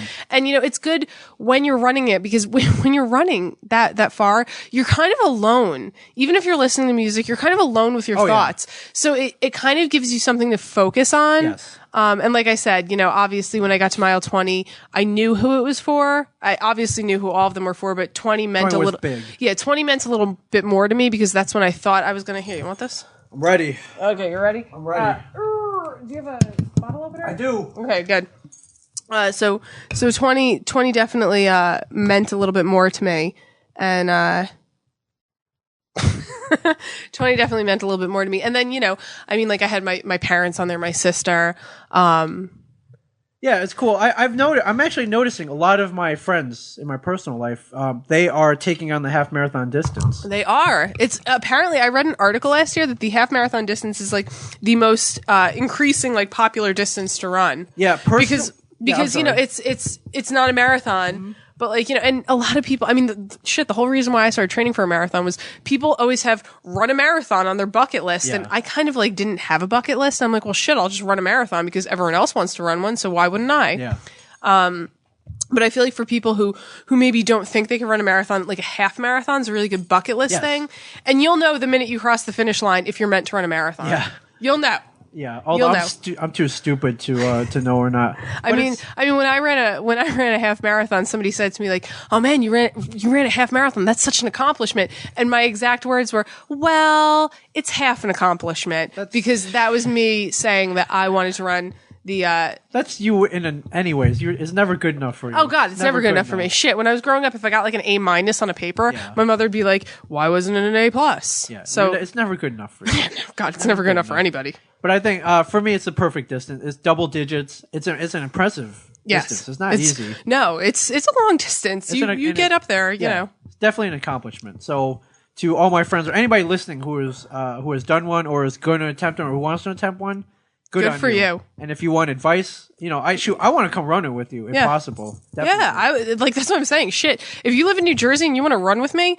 Plan whenever you want to run with me. I'll come run with you. Yeah, absolutely. Like I said, unless you're a fucking psychopath, then I want nothing to do with you. Yeah, and if you're gonna kidnap me and skin me and keep me in a box in your basement, that's weird. Yes, and make my skin into a lampshade. That's fucking weird. That's way past the line. That's inappropriate. Yeah, let's not do that shit. That's inappropriate. So. But yes, so.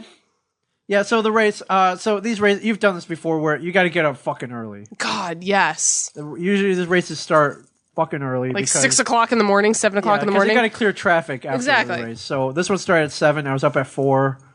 And something in my eye. It's never fun.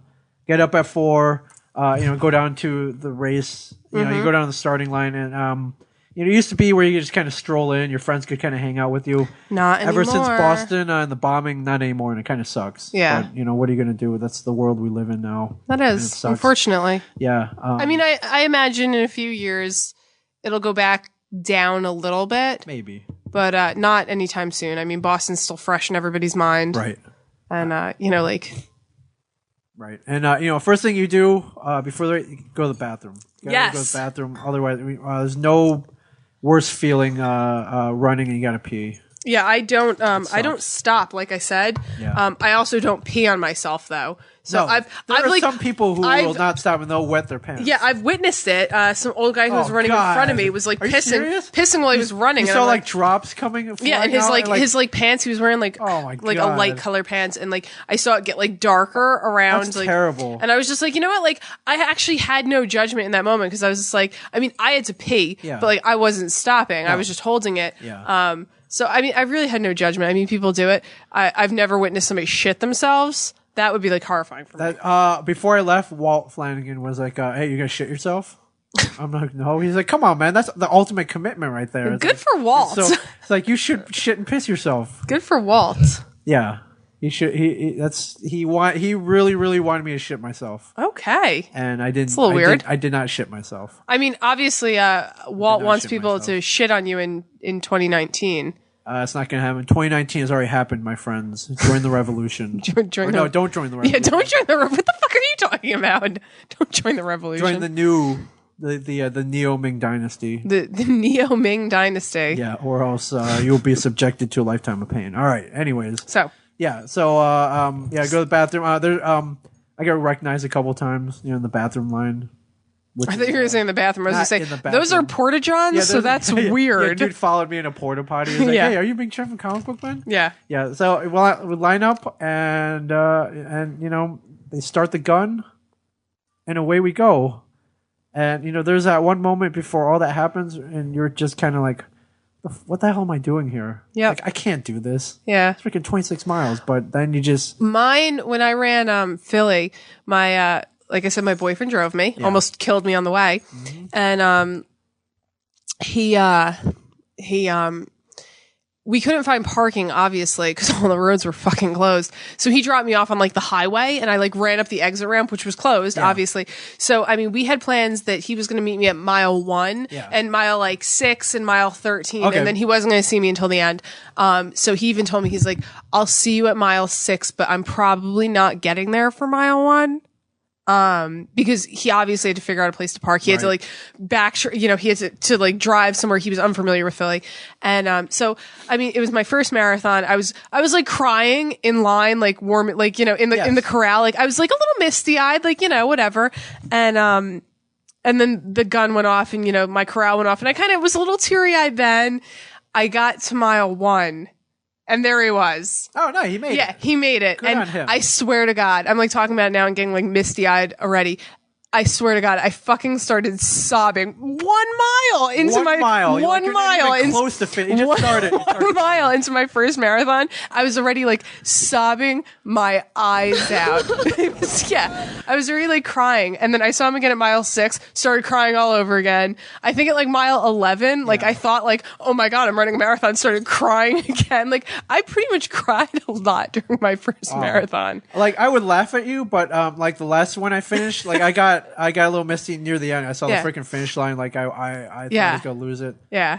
I like started crying. I mean, I told you how I started crying at mile 26 when Go the Distance came on. So this time I started, and at the start line, like people are going nuts. They're cheering. Like I got emotional at the start. I don't know why. Because it's a big thing. I'm not a crier though. You're not a pussy? I thought you were.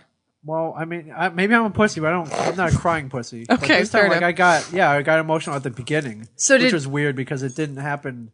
It's never happened before. Maybe you're becoming a woman.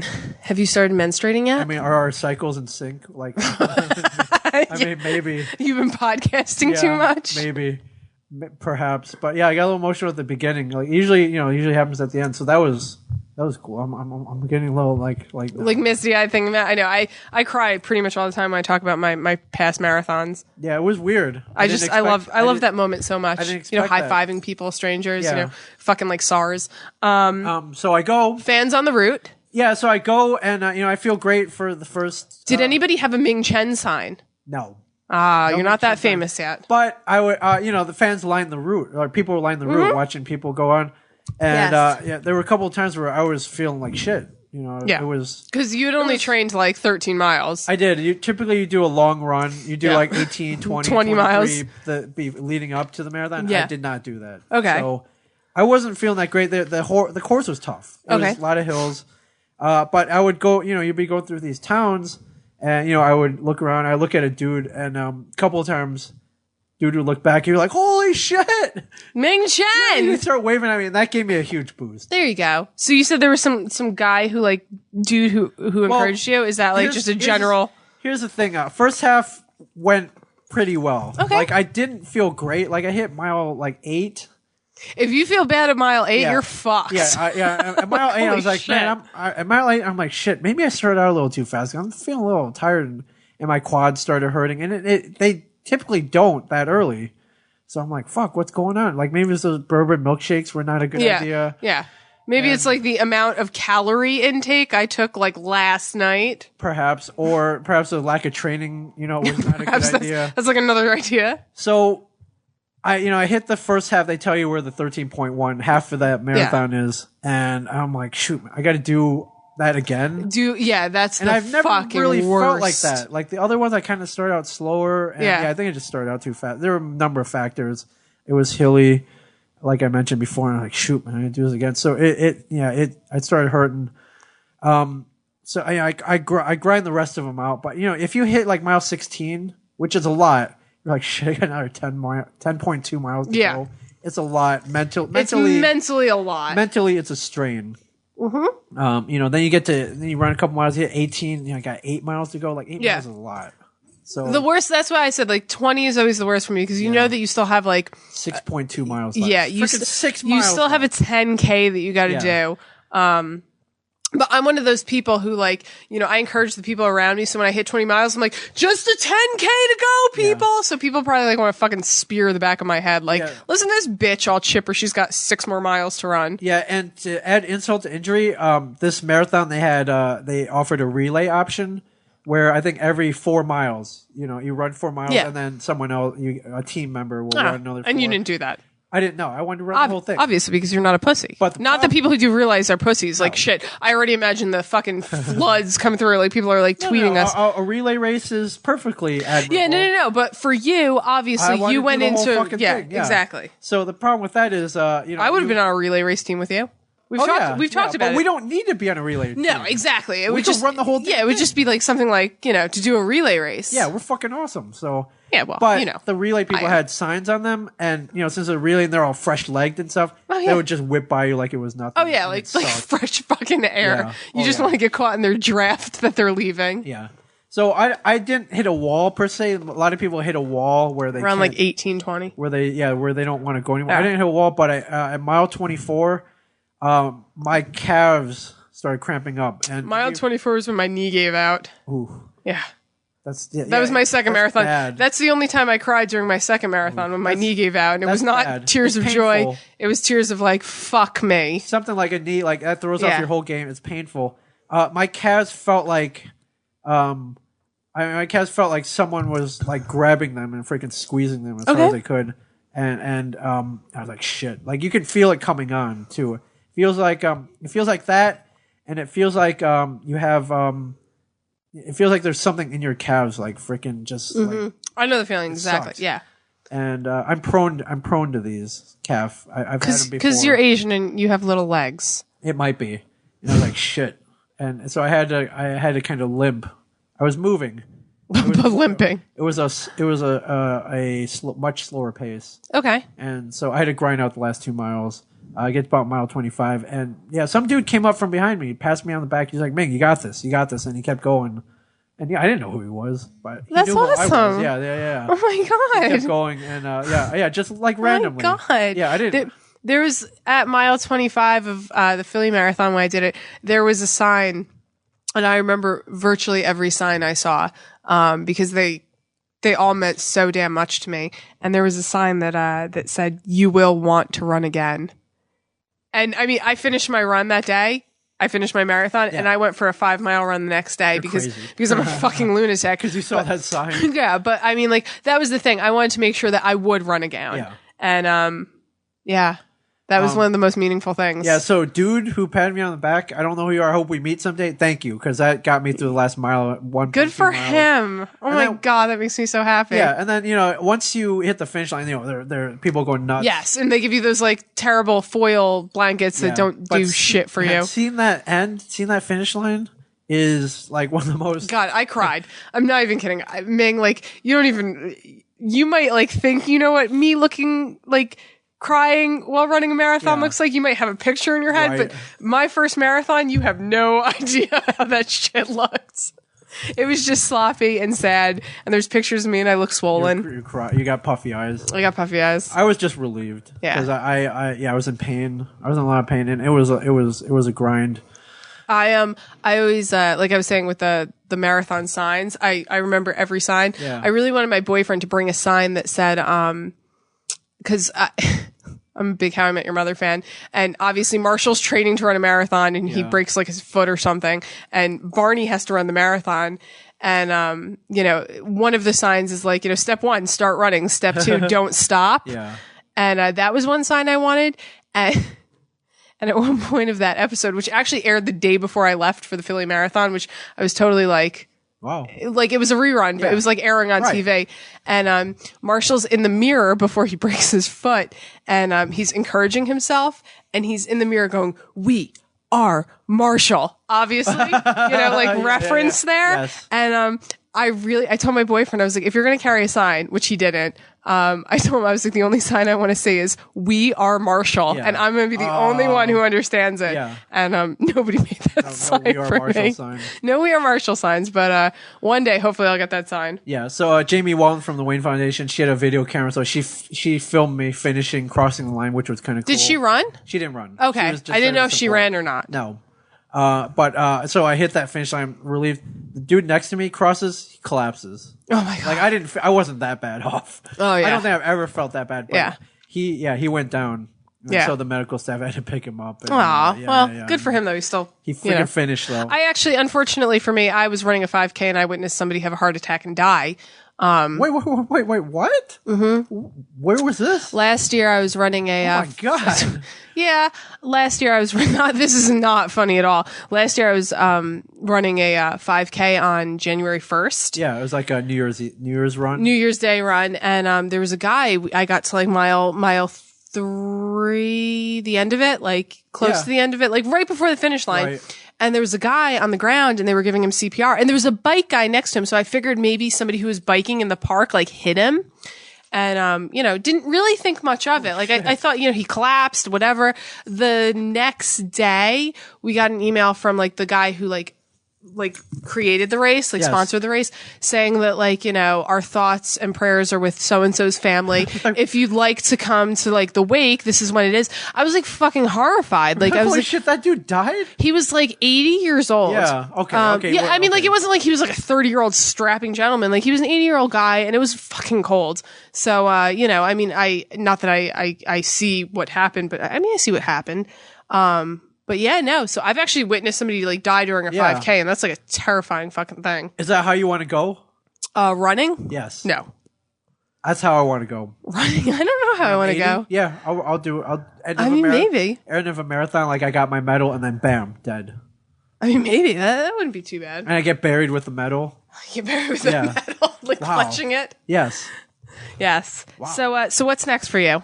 Next, San Francisco Marathon, July 27th. Okay. And then Chicago. Then Chicago, October 19th. And the same week that you were running Chicago, I will be running here in New Jersey. Oh, yes, you will. I'm going to sign up for the Atlantic City Marathon. Okay. It's in October. It's the first half marathon I ever ran was Atlantic City. Yeah. I love Atlantic City. I practically grew up there. And practically. You did? Your parents are high rollers? Yeah, my mother's a compulsive gambler. Okay. So I I practically grew up there. I ran my first half marathon there. So I kind of want to go back and run the whole marathon. I kind of want to own that is my thing. You did own it though. You did it under 4 hours. Well, the Cape May. Okay. Yeah. That was the Cape May Marathon. So that's the thing. I obviously want to own it with a really good fucking time, but I want to kind of own the whole Atlantic City thing. So I want to do the whole marathon. So that's what I'm going to do. The weekend, the same weekend that you're running Chicago. Shoot, I'd like to do that because, once you finish AC, I'm at the buffet, man. I'm at the freaking... Fuck yeah. What's that joint called with the Western theme? Like which casino? Wild West? Something like that. There's one with the casino, a stagecoach like Wild West theme. Yeah, it's Bally's Wild West. Yeah, they got good... Which we don't have to sing Will Smith, but I'm totally doing it in my head. Right. They have good... they have a shrimp cocktail. It's really good. Like peeling shrimp. Okay. Like, Yeah, no, so that's what we'll be running a marathon at the same time. Hey man, I got a spot open for San Francisco if you want to. Yeah, that's San Francisco's gonna be all hills. Sorry, no. I don't care. Yeah, I do. I don't care.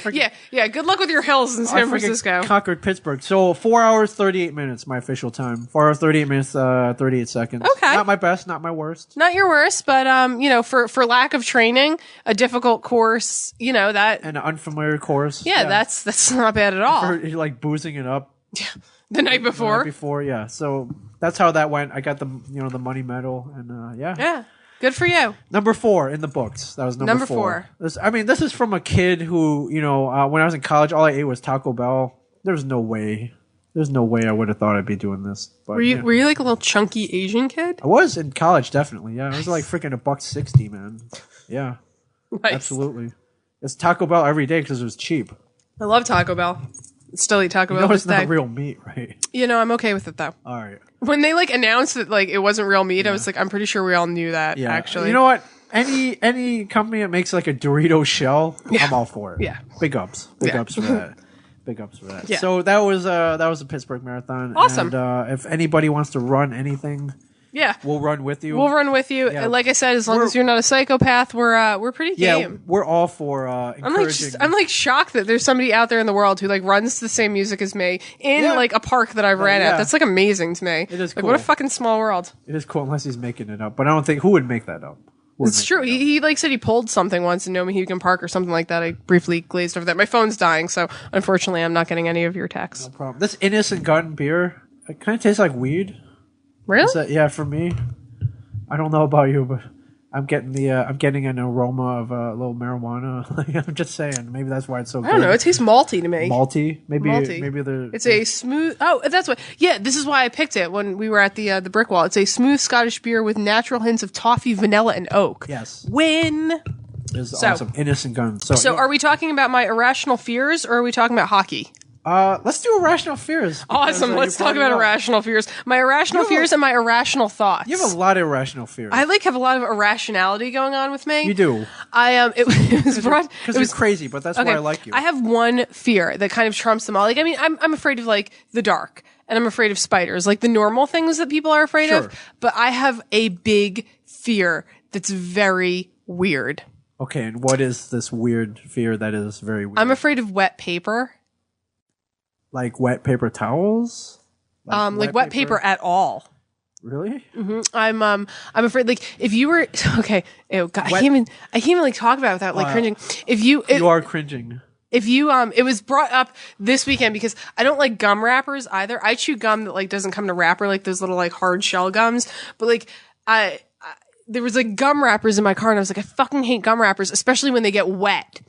And it got brought up that I have this irrational fear of wet paper that paper. Literally if you were to I'm trying a wet napkin even if you were to take that and throw it at me, ew, it makes my toes curl. It makes me kind of get uncomfortable. I hate wet paper. Wow, that is irrational. And I mean, so when somebody spills water at a restaurant? When you go to a bar and they give you instead of a cardboard coaster, they give you a napkin and the beer's spilling on it. Right. Oh my God, it's the end of the world. That's weird, man. I'm shocked you've never seen me. I actually flip out. I'll take it and kind of throw it into the bar. I can't do wet paper. I can't do it at all.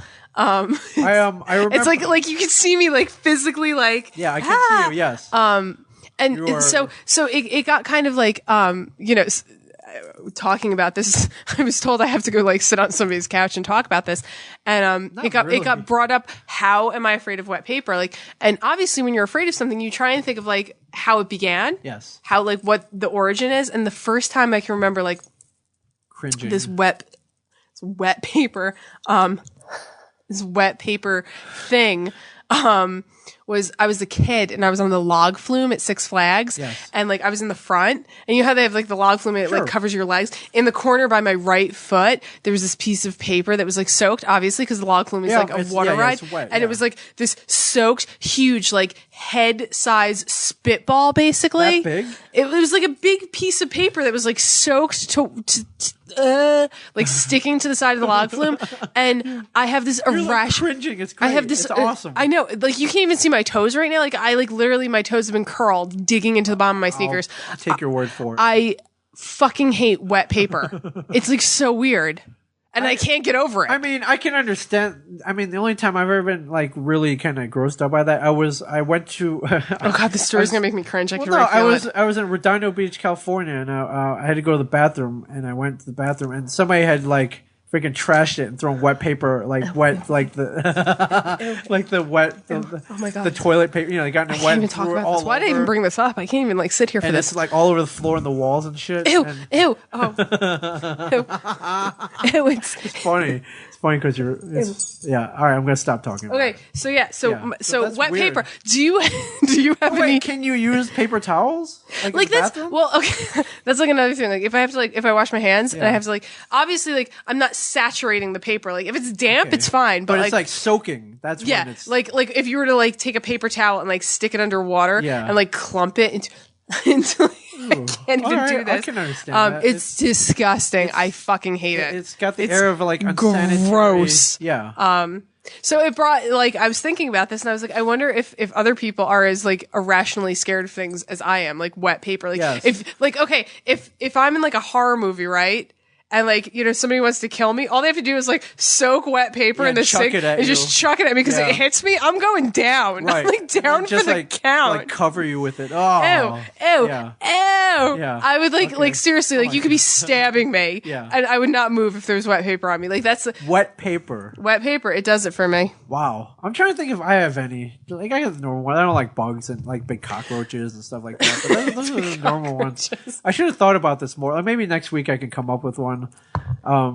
Yeah, like I mean, like I'm like afraid of the dark. I really am. Yeah. Sleep with the light on? Do you have a night? I don't. I don't sleep like with Star Wars nightlight, like a Yoda nightlight. I don't sleep with the nightlight, but usually I'll fall asleep with the TV on, so there is light. Yeah.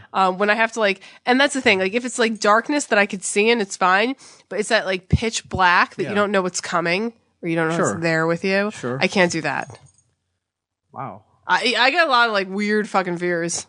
That is weird. I gotta think of one. I mean, the only one that kind of makes me cringe is it's food based. Like I remember I had a little cousin. He was eating an ice cream cone. He's licking an ice cream cone. And he couldn't finish it, so he handed it over to my uncle. And my uncle's just like, "Oh, thanks," and like eating food that someone else has already like. Licked. Okay. Like that one's that's kind of weird. Okay, that's a little weird. That's a little cringing. Like see, I don't have a problem with that. Yeah. Okay. Yeah, like my wet paper thing's like completely. It's like an irrational fear. Noticeably like agitated. Yeah, it's like an irrational fear, and I can't beat it. I've just given up on it. There's no need to pay a therapist $75. Obviously, like I wouldn't. Like I'm not beating it. I'm gonna be allergic. I'm gonna be afraid of wet paper for the rest of my life. So. Like I don't like puke, but who likes puke? Well, that's I mean, like obviously, puke. I mean, like sometimes if I'm like gushing blood abnormally, like if I got a cut and I'm gushing blood, like I'm kind of like, ugh. But I mean, like the wet paper thing really just like, whoa, I'm out of commission. Yes, I'm out of commission. So our friend Dennis here is tweeting us animated gifs of his reaction to your wet paper story. Pretty funny. What is his reaction? Like I said, my phone is like half dead. It's just look, there's a little baby in a car seat, just kind of like a haw kind of look. It's pretty funny. Thank you, Dennis. Thank you, Dennis. Thank you, Dennis. Thank you very much. The ant engineer, the Tom Steve ant engineer, wants to do the running of the bulls next year. We were talking about runs. Yeah. That is on my bucket list, by the way. The running with the bulls in Pamplona, Spain. That's something I want to do more than anything. And apparently it's just a big booze fest, but apparently my not so subtle jab at you for not having any people holding signs that you're not famous enough didn't go unnoticed. Yes. Oh, of course not. But there were some people who encouraged me on the race route. So, Irrational thoughts. This is on the other end. Yeah, my irrational thoughts. I was hiking last week on Adventure Mondays. Me and my friend Courtney go on Adventure Mondays because she's not working and I'm not working on Mondays. And so we were hiking, and I was saying we got to like the top. We like climbed up this like huge trail to get to the top of this hill, and we're looking down, and like it's not like there's water or anything. Like it's rocks and trees jutting out, like these huge spiky things. It's nature, yeah. Yeah, it's like nature, and it's not like something that like most people would think of. But like I looked at her and I was like, is it weird that like in my head there's like this irrational thought to throw myself off this like cliff? Was there water under below? No water. So you would have died. Yeah, no, I seriously injured yourself. I would have fucking died. Like, I would have broken both my legs, possibly died. Like, I had this like irrational thought, like standing. It's the same thing. Like, I thought about it last time I was on top of a skyscraper, like the Empire State Building, or back when they were still standing, the World Trade Centers. Towers, I remember like thinking the same thing. Like I was at the top of the building and like, man, I just kind of want to throw myself off of this. See what happens. Not like in a weird suicidal way, just kind of a what but if. like an irrational thought kind of way. And she actually agreed with me. She's like, I actually have the same thing. She's like, I'll even take it one further. She's like, you know how like when you're driving, sometimes you think like, man, like if I swerve the car, like what would happen? Right. Like, I would like swerve into like a guardrail and probably like flip my car and fucking die. Yeah. And she's like, sometimes I'll just be like, man, I want to swerve the car and see what's going to happen. Yeah, so you it's don't like, do it. Yeah. It's like, yeah, exactly. It's this irrational thought. That is. And every cliff we came to, like I had that same, even the ones over water, we passed this beautiful lake. We were in, like Boontown, New Jersey, on this beautiful, beautiful mountain. And, we come to like cliffs with water that like are clearly like cliffs you could jump off of. Water's probably a little too shallow. You'd probably break both your legs. Yeah, but like, I mean, looking at that, like, I mean, that makes more sense to jump into.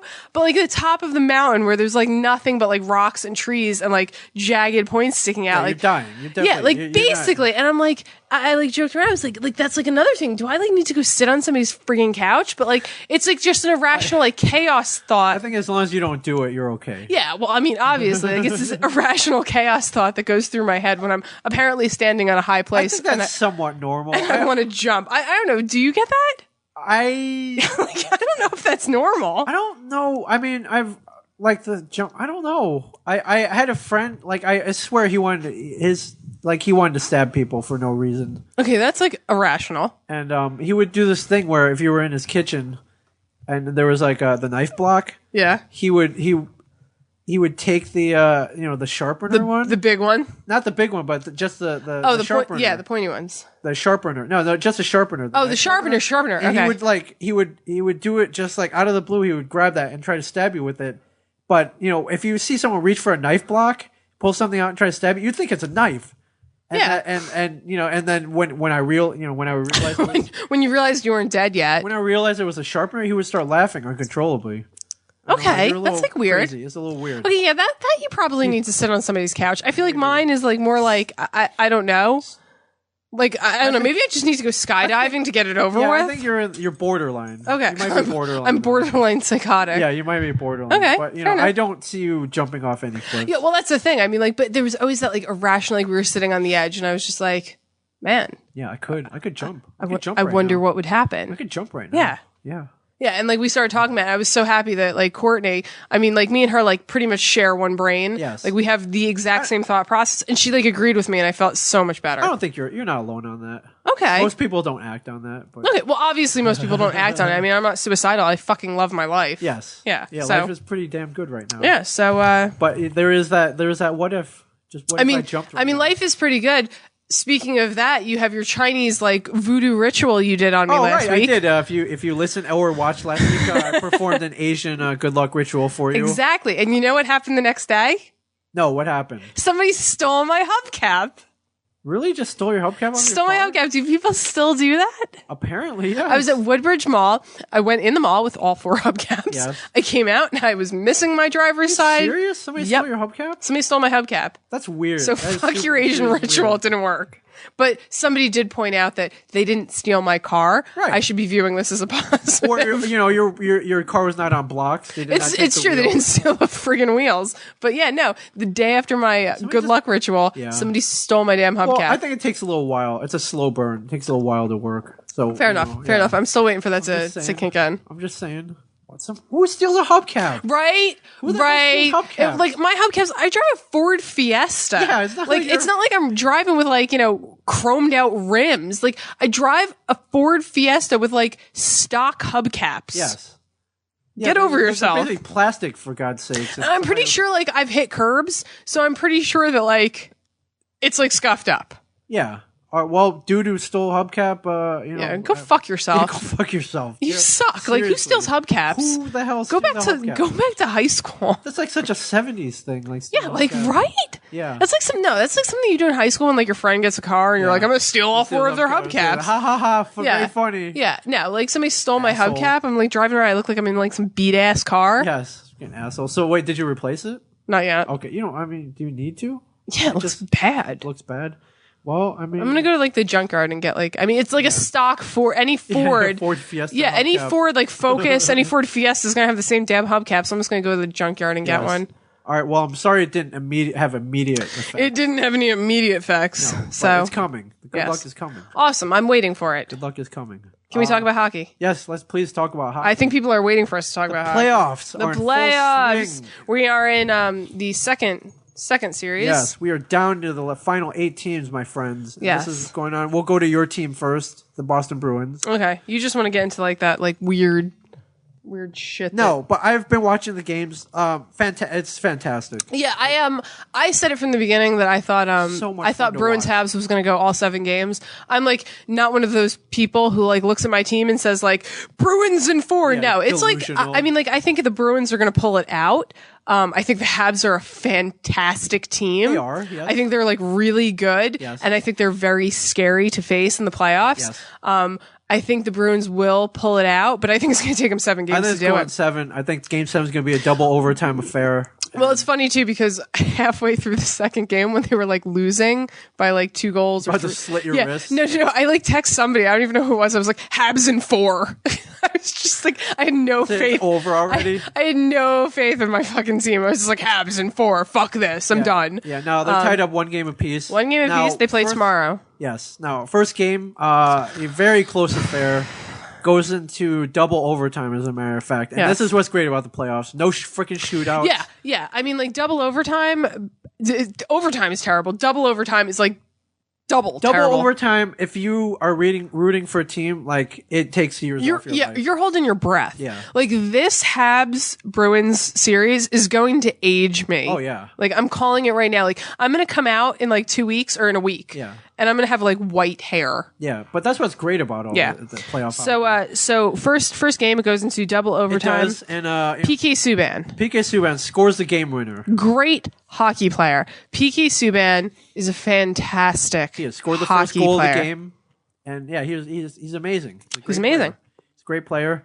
Now he wins the game in double overtime, scores the goal, wins the game. And exactly what I would have expected to happen happens. You get it in any sport. And like people, it's funny too because everyone, the N-word trended in Boston about PK Subban, and what he is and how he shouldn't play on a hockey team and like F him and this and that. Yes. And a lot of people text me and they were like, oh, so are you still proud to be a Bruins fan? And I'm like, I was like, I didn't say it. yeah, like I didn't say shit like that. I'm not a racist. I love PK Subban. Like I know a dog named after him. Like PK Subban is a fantastic player. His brother is being brought up through the Bruins system. That's And what like killed me. and that's the thing. Like you're gonna get that in any sport. I mean, any sport. At football, you get that in. At rival teams, when you have racist people, it will always be the N-word. You will get it. I think he got it more because of hockey, though. Well, yeah, and because, obviously... There are not a lot of African Americans. There are not. Like, when you're watching a sport where it's predominantly white... And like European and this and that, he does stand out as a point for people to pick. Sure. And but you'll get that with anything. Like the Cowboys get defeated by the Giants, and the racists are like, well, f this guy who's black. He doesn't deserve to be playing. Well, why not? Yeah. You know, like clearly if he scored the game winner, he's a fucking great player. So I got like a lot of people like texting me and tweeting at me like, oh, you're still proud to be a Bruins fan? Like, yeah, I'm fucking proud to be a Bruins fan. Like those racists ain't me. Right. I see it more predominantly in hockey, though. I remember Wayne Simons from the Flyers. He got a banana thrown at him at a game. Actually, was it Montreal? I can't remember who threw it. I can't remember. I want to say it was Montreal, but I'm not sure. Might have been Toronto. There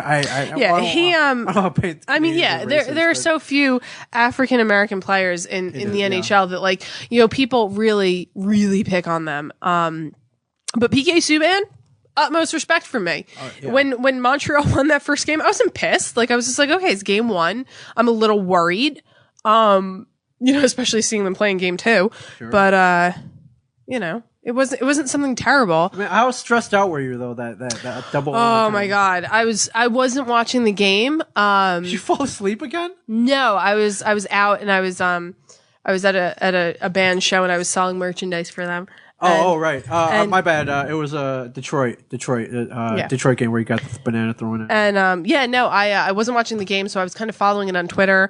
And I always feel terrible when I'm not watching the game. I'm a superstitious fan, so I feel like that actually kind of like I wasn't watching, so like clearly they lost because I wasn't watching. Yes. But I didn't watch the second game either, and clearly they won that. But yeah, the Bruins Habs, that's going to age me. I still think it's the Bruins, but it's going to take 7 games to do it. Oh yeah, 2012. And I think they're going to get some serious, like, tough games. Yes. Like, they're not going to be easy. It's not going to be like, it's not going to be the cakewalk it was in Detroit. Exactly. No, like, if they're going to win a game, they're going to have to win a game. Yes. Like, absolutely. It's, you know, when a game goes into overtime, you know, like the Blues and in Chicago, like, all of those games were going into overtime. Yeah. That's a great matchup. Right. So game 2, little less stressful, but not really. I mean, what, game 2 of the Bruins Habs? Yeah. Oh my God. Are you kidding? They were losing for most of it. I really checked out of that game. That's what I said. Like it was you gave up already? It was 3-1. I wasn't watching the game. I was selling merch. I was just like, fuck this, Habs in 4. And then the next thing I know, I had like 4 text messages from people like, oh, see, I told you the Bruins were going to pull it out. Why do I have more faith in your team than you do? Yeah. And I'm like, oh, okay, well, I guess they pulled it out. Yeah. I did watch this game. It was sort of back and forth, and the Habs started pulling away. Yeah. And then I had to leave the game, and the next thing I know, I see the Bruins score 4. So what you're saying is when you were watching the game, the Bruins sucked, but when you stopped watching, they started to pull together. You know, perhaps. Stop watching my fucking games. You can't tell me. Don't tell Albatross. Tell me what to do. I'm watching You're playoff friggin' hockey. Albatross to all my teams. All of my teams. Hey man, I ain't on the ice. It's not my fault. All of my teams. Listen, Manchester City is playing on Wednesday and I'm on gonna think about it. Wednesday and on Sunday, and they need to win both of those games. So don't even turn on your TV. All right. There's an accidental chance that you might fall on NBC Sports. Yes. Don't even do it. You notice both these games I did not breathe a word to. So I know you didn't. Yeah, I didn't. I know better. You do. You know better. I'm in a bad mood. I know better. So, but yeah, it's definitely going. It's going 7 games, 100%. Just real quick, I read an article on Puck Daddy from Yahoo Sports. Guy Ryan Lambert wrote an article saying, Habs sort of have a reputation as divers. They go out of their way to take penalties. And the Bruins know this, and it's kind of getting in their heads. Yes. A little bit. And which I thought was interesting because if you look at the stats, that's kind of how it's going. The Montreal Canadiens are scoring most of their goals on power plays. Yes. And the Bruins are committing penalties. And maybe it's kind of because they were thinking about it. It's gotten in their heads that I could see that. Montreal takes a lot of penalties, and thus they're maybe giving up penalties. Yeah,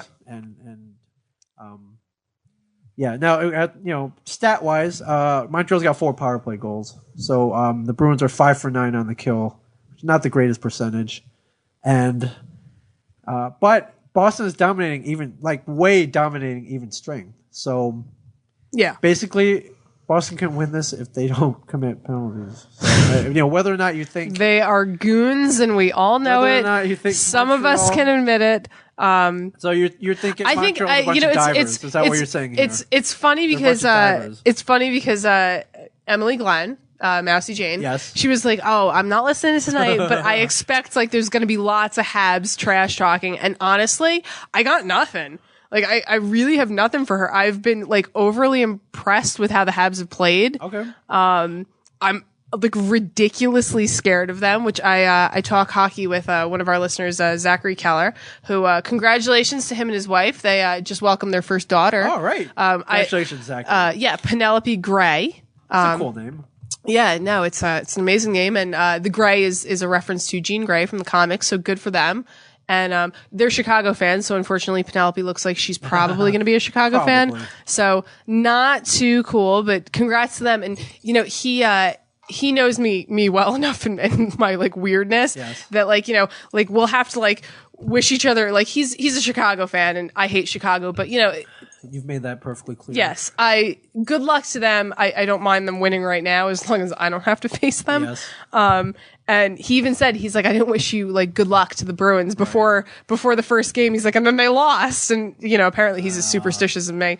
But, yeah. All right. So I think the Habs are a great team. I have absolutely nothing bad to say about them. Stats, the season series. I mean, they swept first round. Boston, I mean, it was Tampa Bay, but you know. And the season series, when they played each other during the regular season, Boston did not win a game. No, they did not. So it's a tough. You know, it's a tough team to play.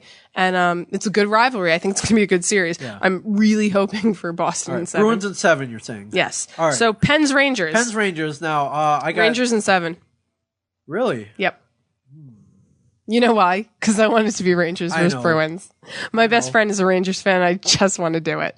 I know. I got to kind of see this firsthand being in Pittsburgh. Yes. And this is going to be another hard fought. I think it'll go game 7. I can't. It's tough picking a winner for this one, though. It's tough. If especially after that last game where the Rangers got shut out 3-0. Yeah, but that, you know, I mean, like when I'm thinking about a shutout, I never count an empty net goal. Like, I never do. Sure. So, I mean, it wasn't like they got, like, shut out, like, 7-0. No, but the Rangers' power play is pathetic. It is. It's been pathetic all season, and every Rangers fan knows it. You got to take advantage of that, and I think it's going to be their downfall. So, yeah, I'll call Pens in 7. Okay. I think it's going to go 7 games regardless. I think the Rangers are that good that they can go 7 games. Yeah. I'm hoping they pull it out because I want that to be the next. Yeah, they got Lundqvist, but I think Cindy Crosby pulls it. You know, he wakes. Did you call him Sydney or Cindy? I call him Cindy. Okay, good because I call him Cindy too. Yeah, Cindy Crosby will wake up. He'll start scoring. Yes. Hawks Wild. I think the Wild are done. I think the Hawks in 4. Like, I think they're sweeping them. I think the Wild will win that game. They got some talent. And, I think maybe like Hawks 5 at the most. 5, yeah. But, I think that, you know, Minnesota is complete. Like, Minnesota is like Tampa Bay with me. Like, congrats on making it to the playoffs. Yeah. You're not going anywhere. And you made it to the second round, but yeah. And can we just stop before we talk about Kings Ducks and talk about fucking LA rocking my mind? Wow, why? Because I called LA. And, like, they're down 3 games. I called San Jose as a choking hazard. You did. You were 100% I was like 100% in. Like, game 4, I was 100% in for it. Game 5, game 6, and game 7, I knew LA could do it because the San Jose Sharks are still a playoff choking hazard. And the LA Kings are still more ready to play in the playoffs, and they know the pressure. I mean, shit, last game. Prime example. Yes. Like, would they tied in like 3 seconds? Yes. Like, they still know how to sell tickets to a fucking game. So good for them. I am rooting for the LA Kings to take the West. That's it. I'm in for LA. The whole West. Right. If it comes to LA and Boston, I'm going to be devastated. But if LA were to beat Boston in the Stanley Cup final, I wouldn't be upset at all. You'd be okay with that. I'd be okay with it. All right. I mean, I kind of made a deal and I sold my soul to the devil. I don't think that's happening, but no. I think where they're winning, no. Getting there, sure. Maybe. I don't think they're beating Boston though if they get there. But Kings versus Ducks, I think the Kings. I think that the Kings are still more qualified to deal with playoff pressure than any other team. Well, here's the thing. I'm going to read you a quote here. Mm-hmm. The thing with Saturday night's stunning overtime loss is that the Ducks played very, very well, while Los Angeles was abject for much of the game. and they still got significantly outpossessed. This is why the Kings are going to run away with the series. They're just better. They're just better. That's what it comes down to. Well, I mean, that's the thing. Like I said, like the San Jose Sharks have always been, for the past how many years, a playoff choking hazard. They never make it past the first round. Yeah. They definitely never make it past the second round. They never make it past the first round. And the LA Kings are, like, they understand the pressure they face. Yes. So, like, being down 3 games to them. No big deal. You got to win 4. Yeah, NBD. You just got to win 4 in a row. NBD. Yes. Just got to win 4 in a row. Hands down, I think Kings are going to take the Ducks completely. We're looking at 4 games? No, I don't think 4 games. All right, 5? 6 maybe. 6? I'll call Kings in 6. I'll call Kings in 5. I still haven't seen. They usually show you Matthew Perry at the games. He hasn't been at the game. I don't know. I've been catching the games here and there, so I haven't actually seen him there. Sure. He is my favorite part of LA Kings playoff hockey, that they show Matthew Perry, the washed-up star from Friends. Yeah, but he had that really good show last year. What show was that? I don't watch network TV. I forget what it was called. My TV is permanently turned on to AMC. AMC. Yeah. To yourself. You know, well, yeah. Is that it? Well, for hockey-wise, yeah. Hockey-wise. Hockey-wise. Yeah, no, let's, real quick, St. Louis Blues today. They apologized for losing. Took out a full-page ad apologizing for losing. Good for them, though. Playoffs. I don't know if this is necessarily a good thing. This is setting a bad precedent. Now, I know teams have probably done this before. When they win, they'll put out a full-page ad, stuff like that. But apologizing for losing, I like that. You know, setting a bad precedent. I actually like that. Because, I don't think it was necessary. Like, no, I mean, this is like the Blues' first, like, second year of being really good. Like, I mean, they've been good for the past few years, but this is like their first year of being like really good. Where like I actually had a moment where I thought they might make it all the way. Yeah. So, and a lot of people probably thought that. I think if they were at full strength, sure. I guess you could. I feel like that's. I mean, as much as you don't want to apologize for being weak and losing, like obviously when you're a team and you don't win, you let down people. Yes. And I appreciate that they apologize. I appreciate that they recognize I that. This is setting a bad precedent. I'm like, where's my full page ad in the New York Star Ledger from the owners of the Devils apologize for not making the playoffs? Like, where it's like, I think, well, the Devils clearly don't have enough money to be doing shit like that. I agree, but I mean, this is gonna set a bad precedent. Like, every team's gonna have to apologize now. I don't think so. Just the ones that care about their fans, which the Devils don't. That's debatable. They've been very good to me. We'll put it that way. I'm a fan. They've been very good to me. Yeah, well, you're also famous. Famous. Yeah, exactly. In a way, but I mean, I think it's a nice gesture. I think it sets a bad precedent. No. Fair enough. Fair enough. Just say fuck the fans. We didn't win, and you just have to deal with it. No, you know how you don't apologize. You know how you make it better. Like get some good signings over the offseason and make it better. Make the team better. Okay, fair enough. Fair enough. That's what I say. Fair enough. That's what I say. Let's get a little before we end. Football team. Manchester City. Oh my God. Things are going your way. Oh my God. This unlikely scenario that you've talked about. Oh my God. It looks like it's happening. Okay, so I'm excited. I don't even want to talk about how excited I am. You're not in despair. You were about to kill yourself a week ago. I was in like surf taco, like ready to strangle myself. So they need to win 2 games. Okay. Unfortunately, Liverpool did win today. Okay. Or no, they drew today.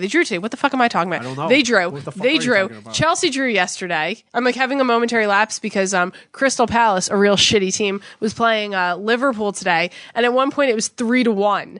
And I'm like, oh, this game is fucking done. Like, obviously Liverpool is winning. And then I get an update on my phone. I'm like, oh God, it's probably like 4-1 now. It's 3-2. Like 5 seconds later, I get another update. 3-3. I text my best friend. I was like, "Are you watching this?" Yeah. And he's like, "Yes." So Manchester City literally has to just win one and draw one. They can't lose. Okay. And that's not even saying what Liverpool and Chelsea might do next weekend in their respective matches. Sure. So, I mean, obviously 2 wins is better. A win and a draw is fine. It's like the worst that they could do. Yeah. And they could win the league. Knock on wood. Like shit, I'm like completely jinxing myself talking about this, but I'm so stoked. So it reminded me of this moment 2 years ago when Manchester City was like undefeated. They were staked to win the league. You know, obviously they'd start fucking up at the end and losing games. So it literally came down to goals against, or goals scored for, rather. And the tiebreaker, yeah. Between them and Manchester United. And I asked my best friend at the time, because the Rangers were he's a Rangers fan. Yes. The Rangers were in the playoffs. I was like, if you could have one team win, Rangers or Manchester City, who would it be? Yeah. And he told me the Rangers, and I forget what his bullshit excuse was, but I was like, you're fucking crazy. Like, you're fucking crazy. Like, you are a Manchester City fan, right? Like, you are crazy. And so I asked him again the other day, and I was like, Pete, only one team can win. Who is it? Who do you pick? Rangers or Manchester City? And he's like, Rangers. He's like, Manchester City won 2 years ago. It's been 20 years. That's what it comes It's been down 20 to. years for the Rangers. So Yeah, I felt like terrible saying it, but like literally, I would give up Boston winning the Stanley Cup if Manchester City could just pull. Yup. It's tough because I love both sports equally. Yeah. Boston won pretty recently. Well, so did Manchester City. I mean, they won like the same year. Wow. Okay. So I mean, like, it really like I shoot like, and I'm sure I'm gonna have like a million tweets coming in like, she's not really a Boston fan. No. I understand that because the unlikeliness of them winning. Exactly. I mean, they came kind of from behind. Yeah. You know, and it might be because I kind of am afraid of who Boston has to face to win it. Sure. That they might not. So I'd rather watch Manchester City win on Sunday next week, like less than 7 days away. Yeah. But Wednesday they have to win or draw, and Sunday me and my best friend are getting together to watch the game. The last game. Yeah, I mean, if they lose on Wednesday, like shit, it's over. We're not watching the last game. So they can't lose. Yeah, knock on wood again. All right. But Wednesday we have like the whole same thing. Like last time we got some like special reserve Blue Moon because obviously Blue Moon is the Manchester City thing. We have like some special reserve Blue Moon. Right. We're going to watch the game together. Are you putting an orange slice in that shit? No, it's like some weird like champagne Blue Moon. All right. So no orange slice. Well, it was funny too because last time we did it, I didn't have a glass of it. Like I was like marathon training and it was like against my regiment. So like I even said, I was like, are you going to buy that Blue Moon? And he's like, are you going to drink half of it this time? Yeah. And I was like, I am there 100%. If they win this, me and him, you know, to his father, who's no longer with us, and watched Manchester City win 2 years ago the first time with us. So this could happen. They could win the Premier League. I mean, right now they are on the top of the league. It is theirs to lose. Okay. So that's all I'm talking about it. I could possibly be in a very bad mood next week. That's not. I want you in a good mood. It makes the podcast better. Then do me a favor. Don't watch soccer for a week. I'm not even going to think about soccer. Good. Forget about Manchester City. Forget about it. Yes, I will. So. I will. I think that's pretty much it. Real quick. Quick, if you're not watching Agents of S.H.I.E.L.D., God, watch it, please. Right, watch it. When is it on what channel? I don't even know. Oh, God, I don't even know. ABC, Tuesdays at like 8, maybe. Okay.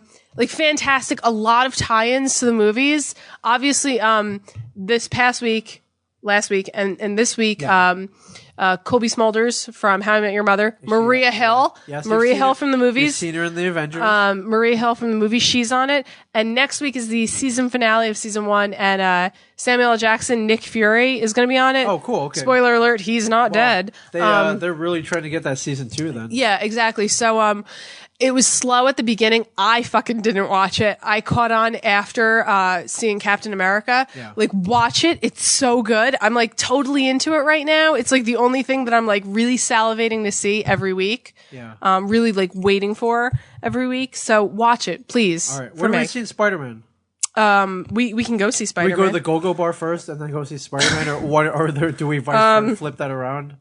I got a review of Spider-Man. I have one review saying they're just going to reboot it in 5 years anyway, so thank God that it'll be rebooted, which they have that pretty planned out, so I don't think that's happening. And one review saying exactly what I wanted to happen, exactly what we all think is going to happen, actually happened, which is like 2 thumbs up. I'm going to go into it with, with Jamie Foxx, I'm a little scared about that. I'm going into it with no expectations. So yeah. But if you know the comic books and you know what happens to certain characters, I'm excited about it, so let's all go say it. All right. And 2 thumbs up. That's like weird wanting to watch it for that reason. Real quick, merchandise. Merchandising. I've gotten the merchandise machine rolling.